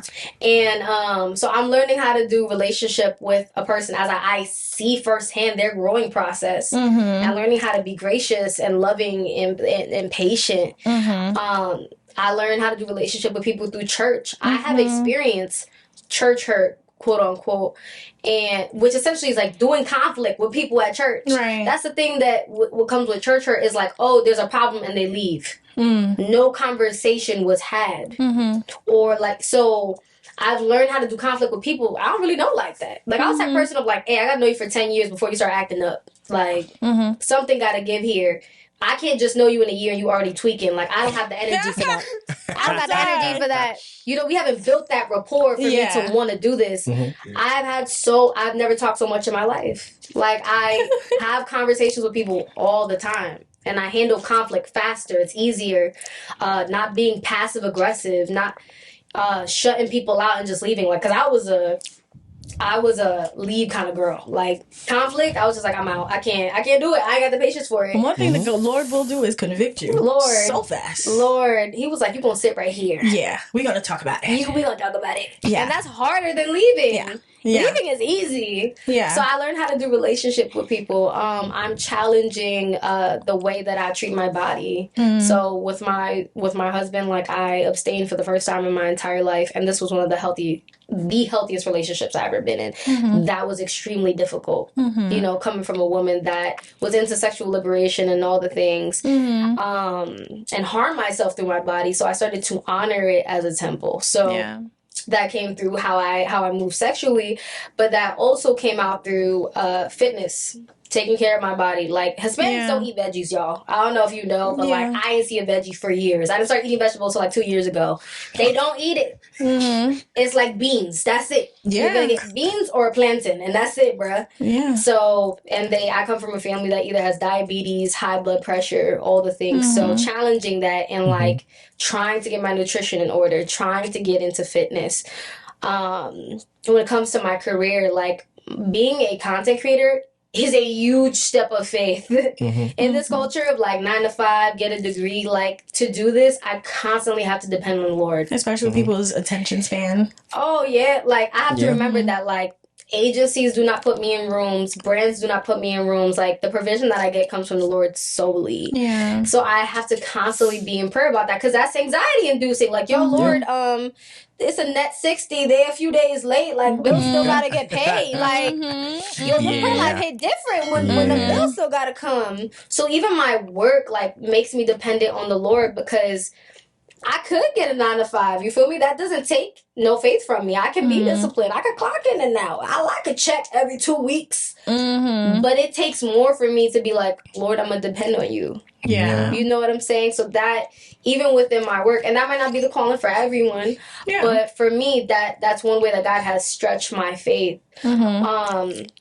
How I do relationships with family, not icing them out and not talking to them, but being an intercessor and learning how to reconcile with them and trying to stand in the middle, hopefully them coming to Christ. Yeah. So it kind of bleeds out into everything. And about friends. Oh yeah, yo, that I literally just made a video about friendships the other day because you know I had that friendship. Yeah, that was the only friend I had. Like after school, that was like the only friend I really chilled with, all that stuff, and I was fine with that.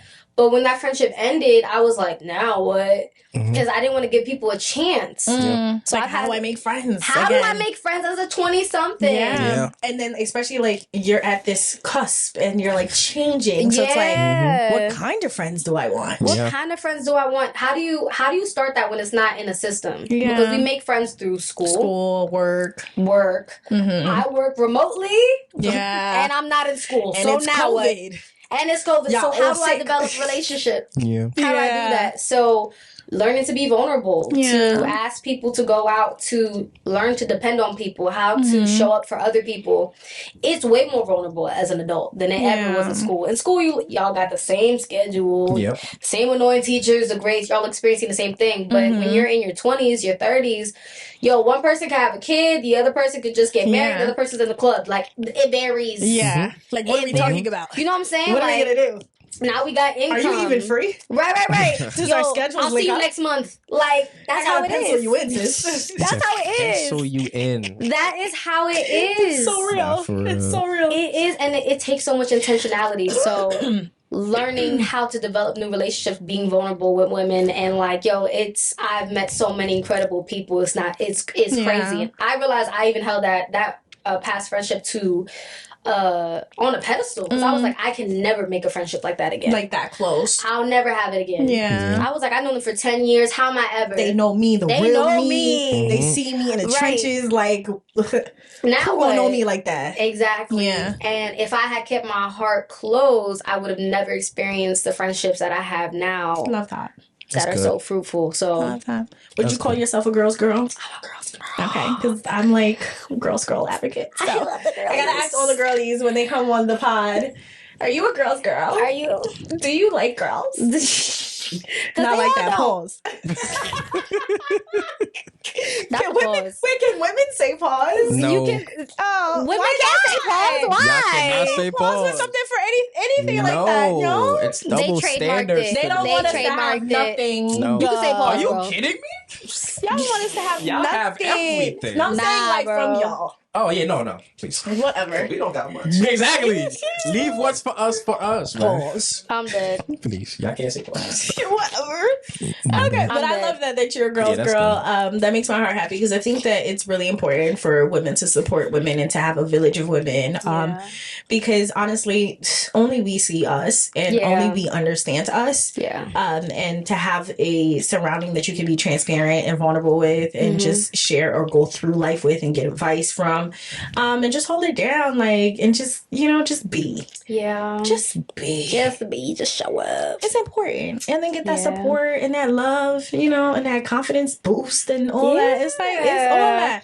I need them same 3 friends in the comments saying, yeah, girl, you ate that. I'm vomiting. You look so good. The wifey. Somebody wipe her up. We get do for her the girls. the same Everything's 3. for the girls. Every time it's the same 3. Hard eyes. Same 3. How cute. Yeah. How cute. Repost. Share. Yeah. She won't get the content up. cute. Numbers LOL. up. We love it. Love that. Guys want this too. It's They just like want they it roll so me like bad. strong arm emoji, and they're like, You know what it is? They want it so bad. They do. But they're like so scared to be all up under each other like that. Yes. Pause. But There you we know, go. like,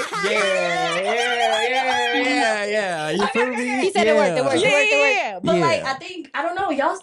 Is it that y'all scared to be vulnerable with each other, No, or just I think be it's like just doing that super because supportive of each other? Like, what is because that that's about? y'all thing. It's not an us thing. That's not just an us thing. But look though, it's looked like that. So Okay. because it's y'all thing, Gotcha. if we do it and it's like, oh, look at him being all, you know what I'm saying, too feminine. You feel me? Got you. But why is it too feminine? Like, if your boys, like, you have a 3 solid boys that be like, my guy, fit, looking fresh. I'm That dead. you get like him. You know what I mean? No. What's wrong with that? No, But it y'all gotta want that be energy. periodic. Yes, but it's No, you're I'm gonna- saying, what's wrong with that? What's wrong with that? It's What's a wrong with y'all your thing. boys amping Nothing y'all is wrong. up? Nothing is No, wrong no, with it no, though. no. That's Take us out the equation. that's If the you- thing though. Wait. You No, are real in quick. it. I'm asking the question. Go ahead. Take us out the equation real quick. Let's say you got like 3 solid bros. That's your brothers, your brothers, your mans in them. You know what I mean? Okay. You post a picture. Comment. My guy. My son fresh. Get like him. Okay, content. What's the problem? And they do that for every time you post. That's the problem. What's the problem with that? Is what I'm asking. There's no problem. And repost your content consistently. Okay, look. What's the problem with that? No problem. There's no problem. There's legit no problem. And that's it. But you don't like it? It's not that I don't like it. But once again, you're gonna say, no, go ahead. You guys out the remove equation. Us out the equation and answer the question without us. And that's what I'm saying. Then that's how I know there's no basis. There's no problem. I just told you. Then there's no problem. basis. But because it's something that you guys do. Why is that associated with being feminine? That's just what it is. To support your male friend is feminine. No. He said support is gay. No, literally. That's what I heard. You heard the same thing I heard? Because I heard it.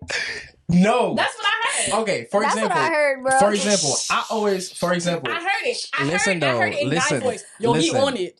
That's what I heard. I heard it. But look. Okay, look. So I got my friends. You know what I'm saying? I got my friends. Especially, no. And I think that this is like so important for me to say especially because you're in the content creating business. That's what I'm saying. Why wouldn't you want your boys to? That's what I'm saying. So push the algorithm. So for me personally, my friends, the way that they show it is they like it and they share it. Okay. Most of them. So they can't comment. That's too much. That's too far. That's sus. That's OD. You don't want the engagement? You want it? I'm not. Once again, though. It's too sus. You already. He said it's sus. Don't comment too much. Don't comment too much. You're doing too much. You're doing too much, bro. She might block you, bro. Real men don't talk too much. You feel me? Real men don't laugh too much. Real men don't support each other too much. No. That's gay. That's gay. That's gay. What? But that's how it looks, though. I'm crying. That's just a mentality. That's just a mentality. And this is why we have the terminology girls, and never guys. It's okay. That's true. We just show it differently. That's wild. Y'all are weird. Guys. See, that's too weird. That's a pause. That's a pause. Guys sound kind of crazy, but okay. Bros. Weird, bro. There you go. But not for real, though. Yeah, nothing's wrong with it. Me personally, like I said, my guys, the way that they do it is they like to share, valid. If they like and they comment, valid. Like this just had to be balanced. But too much commenting. Everything you drop, they can't comment. Like my guy. Yeah, like fresh. Like a simple emoji is valid. You feel me? I see the cut. You rather an emoji? Listen sus. though, you rather an emoji than a whole that cut look fresh. Come on, that's OD. You examining me now. That's a little. Why are you looking at me, bro? Examining? You got the cut for them to examine. That's a little. I'm just saying. That's just the mentality, though. But I appreciate it if it happens. You feel me? I love the engagement. I love, like I said, my guys, they give me the support anyways. Got you. But it's just like. Pause. The OD. It's giving pause. Is it also the way it's done? Like, do you expect your boys to be like, that's OD. You know, that's OD. That's wild. Never say that. Now, that is wild. You drag it. You drag. That's like, my boy say that. I'm dropping everything. That's wild. That is wild. Like, hey, yo. No. But if he's like, yo, bro, you did that. I'm done. No, that guy's got a certain lingo. The way that they say certain things. What's a guy compliment? Feel me? Or clean. You feel me? Okay, that's one word. Oh, you feel me? That's tough. It's one word. Exactly. Okay. But my bro be like, yo, that cut clean. Or that cut fresh. Wait, why wouldn't he say that? Y'all all love a good barber and a good front cut. Just saying clean, I get it.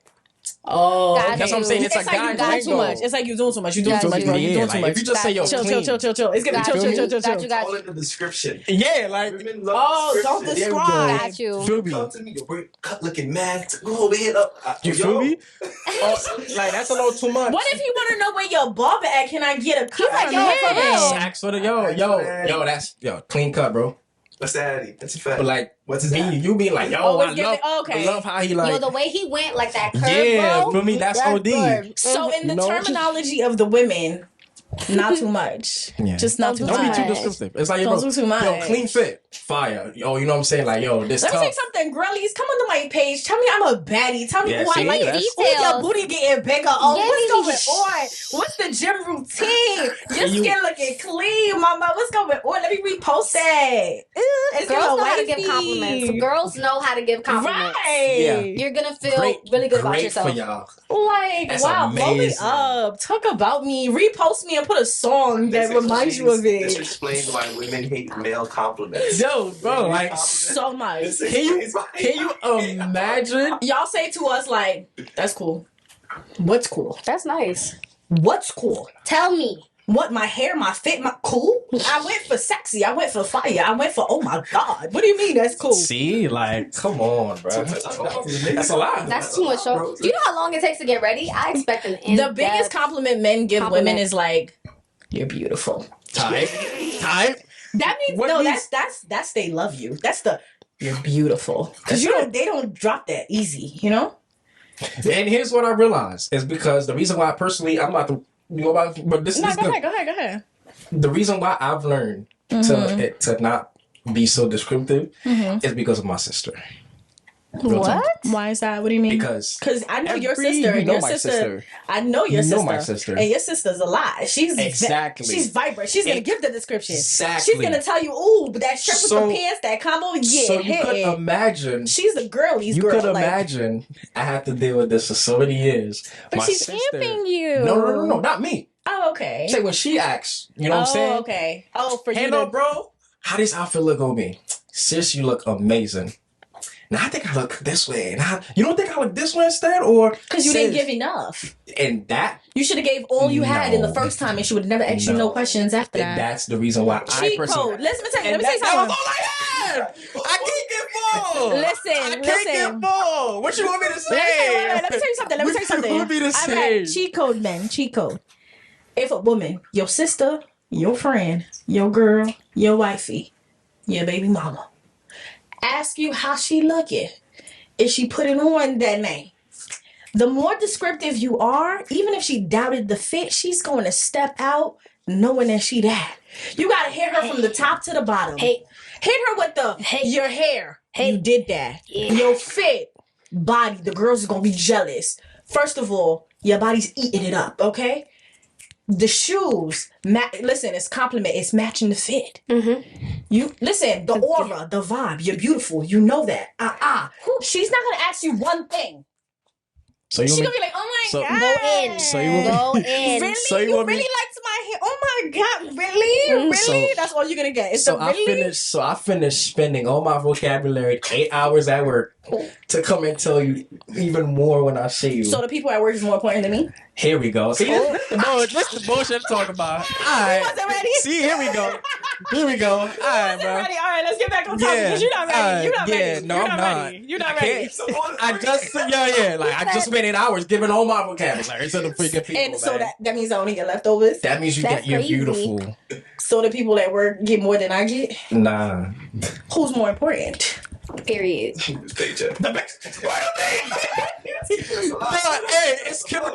It's keeping us afloat.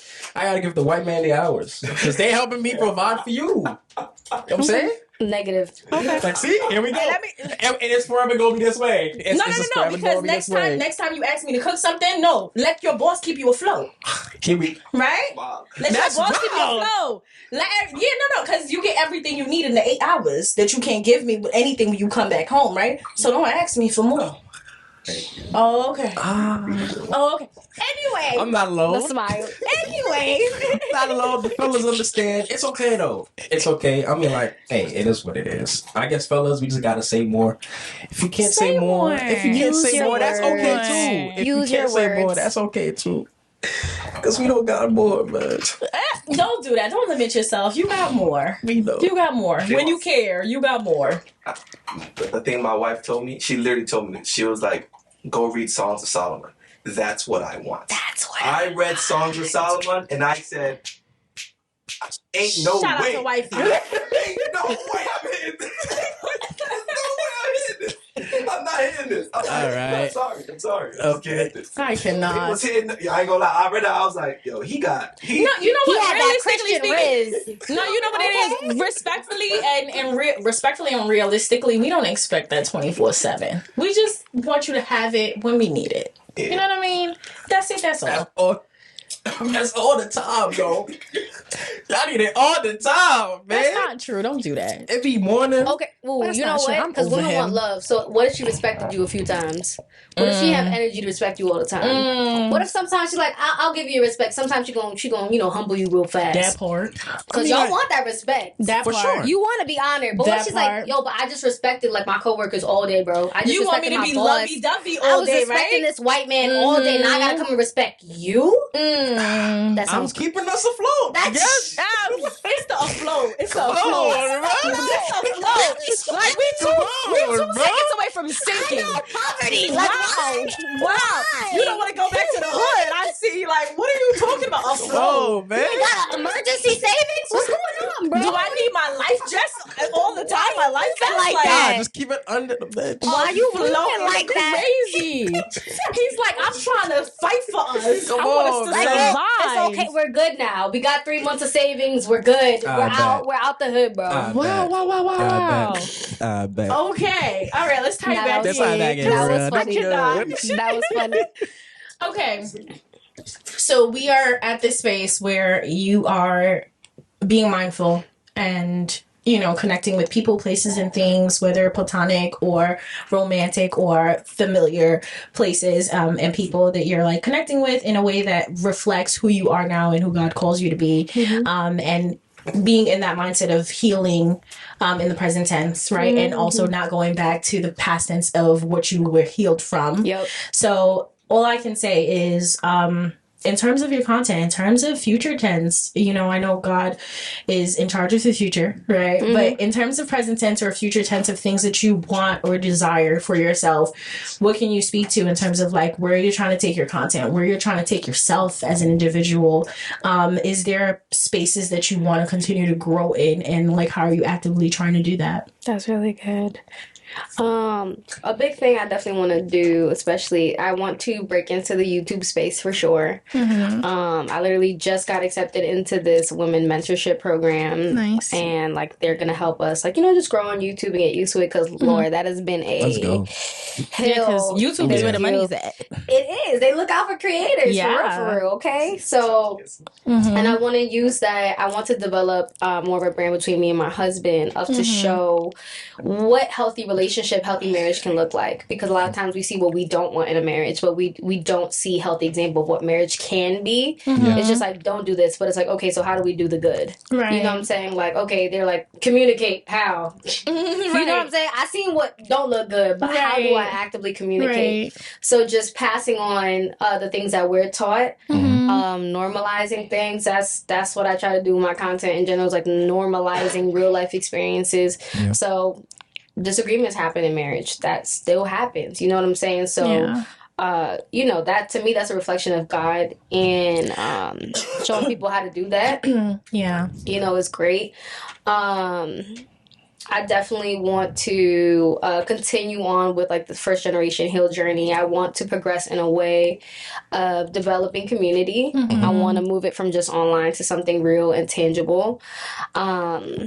And that is still in the works of like what that might look like. You know, like I've been having discussions of like, okay, like will it be a trip? Will it be a product? Will it be a service? But I want it to be something of value, not something I just pull out my butt. Yeah. You know, I'm not just trying to like, no shade, but like, Yeah. I'm not just trying to create a t-shirt. I want it to be something that genuinely provides value to people and aligns well. You know what I'm saying? Not just coming out with something to come out with something. More like building a community and not customer. Yeah, exactly. Yeah, exactly. Because these are relationships. And I remember how I was impacted by people online when I was 14 and they taught me everything I know. Right. So, you know, what you create really does impact people, and I don't take that lightly. People's lives lightly. So we'll see where that goes, because I want that to essentially, like, I want to get on good footing. You know, me and my husband, we're young. We're trying to get financially stable. You know, a lot of times when you get together, y'all are in the negative. You're like, how do I get to zero first? Yeah. You know, so we can build wealth and be stable, so we can bless other people. Because that's the goal, you know, like God did a work in us, but the goal is to continue to bless other people. So, So ministry of some sort. yeah. So, but we'll see. everything is still so new. Content creating, it's been 3 years for me. Yeah. Marriage is new. That hasn't even been a year yet. So I'm definitely open and looking to see the way that the Lord is moving and like calling us to grow. I love that. Yeah. I love that. Yeah. That's good. All right, well, I mean, this was good. This was great. Great. Great. This is really good. Yeah, I love it. Thank you for stopping by. Yes, thank you. Yeah, you're here thinking I was gonna try to get the TikToks out. Now this is what I needed right here. You know what I'm saying? So I love it. Everybody knows Naya for the first generation healed. Everybody knows this is you. Everybody knows the advice. But now I hope they can understand a little bit deeper now why your content is rooted the way that it is. Why is it that you're pushing the message as it is? And I'm just glad that we were the platform that you decided to come on and tell this story. So thank you so much. Thank you guys for having me. You're so welcome. Thank you. Thank you. This has been a really great conversation. Yeah, girl, this was good. Yes, for sure. So, real quick, support is free. It's a quick little segment where we get to shout out, your mama, whoever. Support is free. So give a shout out to whoever. Yes. Let me think. Think of this as like your Grammy speech. So who you really want to shout out? You know what I mean? Got you. Think about that. This is your moment. Spotlight. And they're going to see this. Got you. So, Yeah. Got you. Okay. Y'all got my Don't husband forget calling some me people. like, girl, where you at? Let me. I already sent an email to my wife. I'm like, I'm gonna be late. Yeah, let me. I legit gotta call my mama Uber to work. You so know, don't worry. We almost there. I checked in with myself and I know I'm here. Okay. I know I'm here. That's good. You checked it, you tapped in. I checked it. I tapped in. Sometimes I forget, but I'm here. Right. So it's all good. Okay, who do I want to shout out? Okay, I can shout out to my church. Yes. Big shout out to Bridge Church NYC. They are located in downtown Brooklyn. I've been to Bridge Church. Have you? I have. Oh my gosh. But I've been for like not service. I've been to I've been to service once, and then the other time I went to like this poetry event that they had. Oh, but this is way back when. Was that This Soul was way Cafe, back when. by any chance? I don't remember because it was way back when, but it was a time. It was really, really good. Yo, they know how to have a good time. But shout out to Bridge Church NYC. Y'all, it is in downtown Brooklyn, Borough Hall. If you were looking for a church to get plugged into, a healthy church, not a perfect church, but a healthy church, I would definitely put my name on them. They've blessed my life. They've supported me in times of hardship when I didn't have places to live. Like, they are a church that actually does the thing and stands by Bible. So that's good. Heavy plug for Bridge Church NYC. Love that. Yep. I'm like, who else do I shout out? No, I mean it could be that. Okay. I'm gonna leave it there. Okay, cool. Say that. I'm gonna leave it. Say that. Good luck having that talk with your husband. Guys, Right. No, don't worry about it though. No. No, don't worry though. Don't worry, my boy, I got you.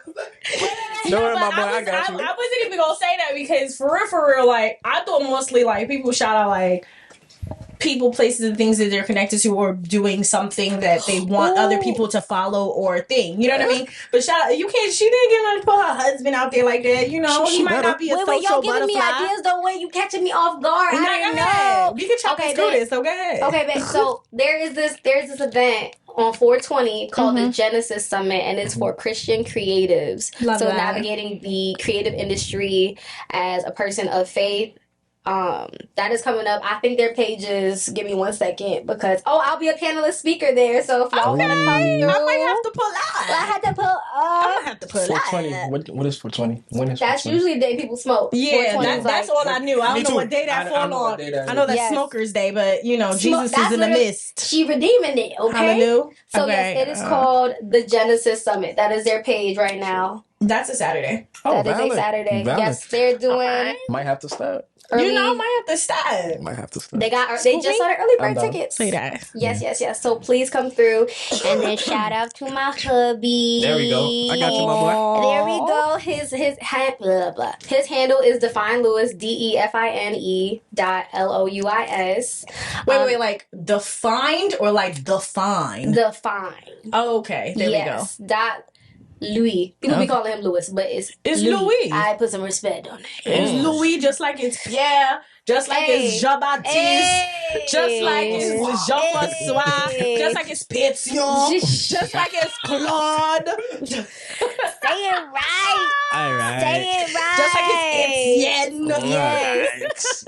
Yes. Don't get me started. Yeah, you always gonna start. Yes. Once again, thank you for stopping by. Please don't forget to like, definitely comment your Yes, and thoughts. follow Naya 4. Definitely. First Generation Definitely. Healed. If you Definitely. resonate with this, if this is something that, calls to you or speaks to you, your journey, where you are in life or where you're trying to go or where you're coming from, Yep. tap in. Come on, twin. Tap in. Tap in. Hey. And tap into us. Don't forget to subscribe. Yeah. For sure. Yes. You heard it here first. Okay? Yeah. Hey. Don't forget. Yeah. And turn that bell on so you can get videos every time we drop. All right? Yes. Until next time. Peace. There you go. And if you enjoyed this episode, definitely like, comment down your thoughts down below, and definitely subscribe with the bell on so you can get these videos every time we drop. And if you'd like to see more content, please be sure to check out our latest video right over there. I'll see you next time. Peace.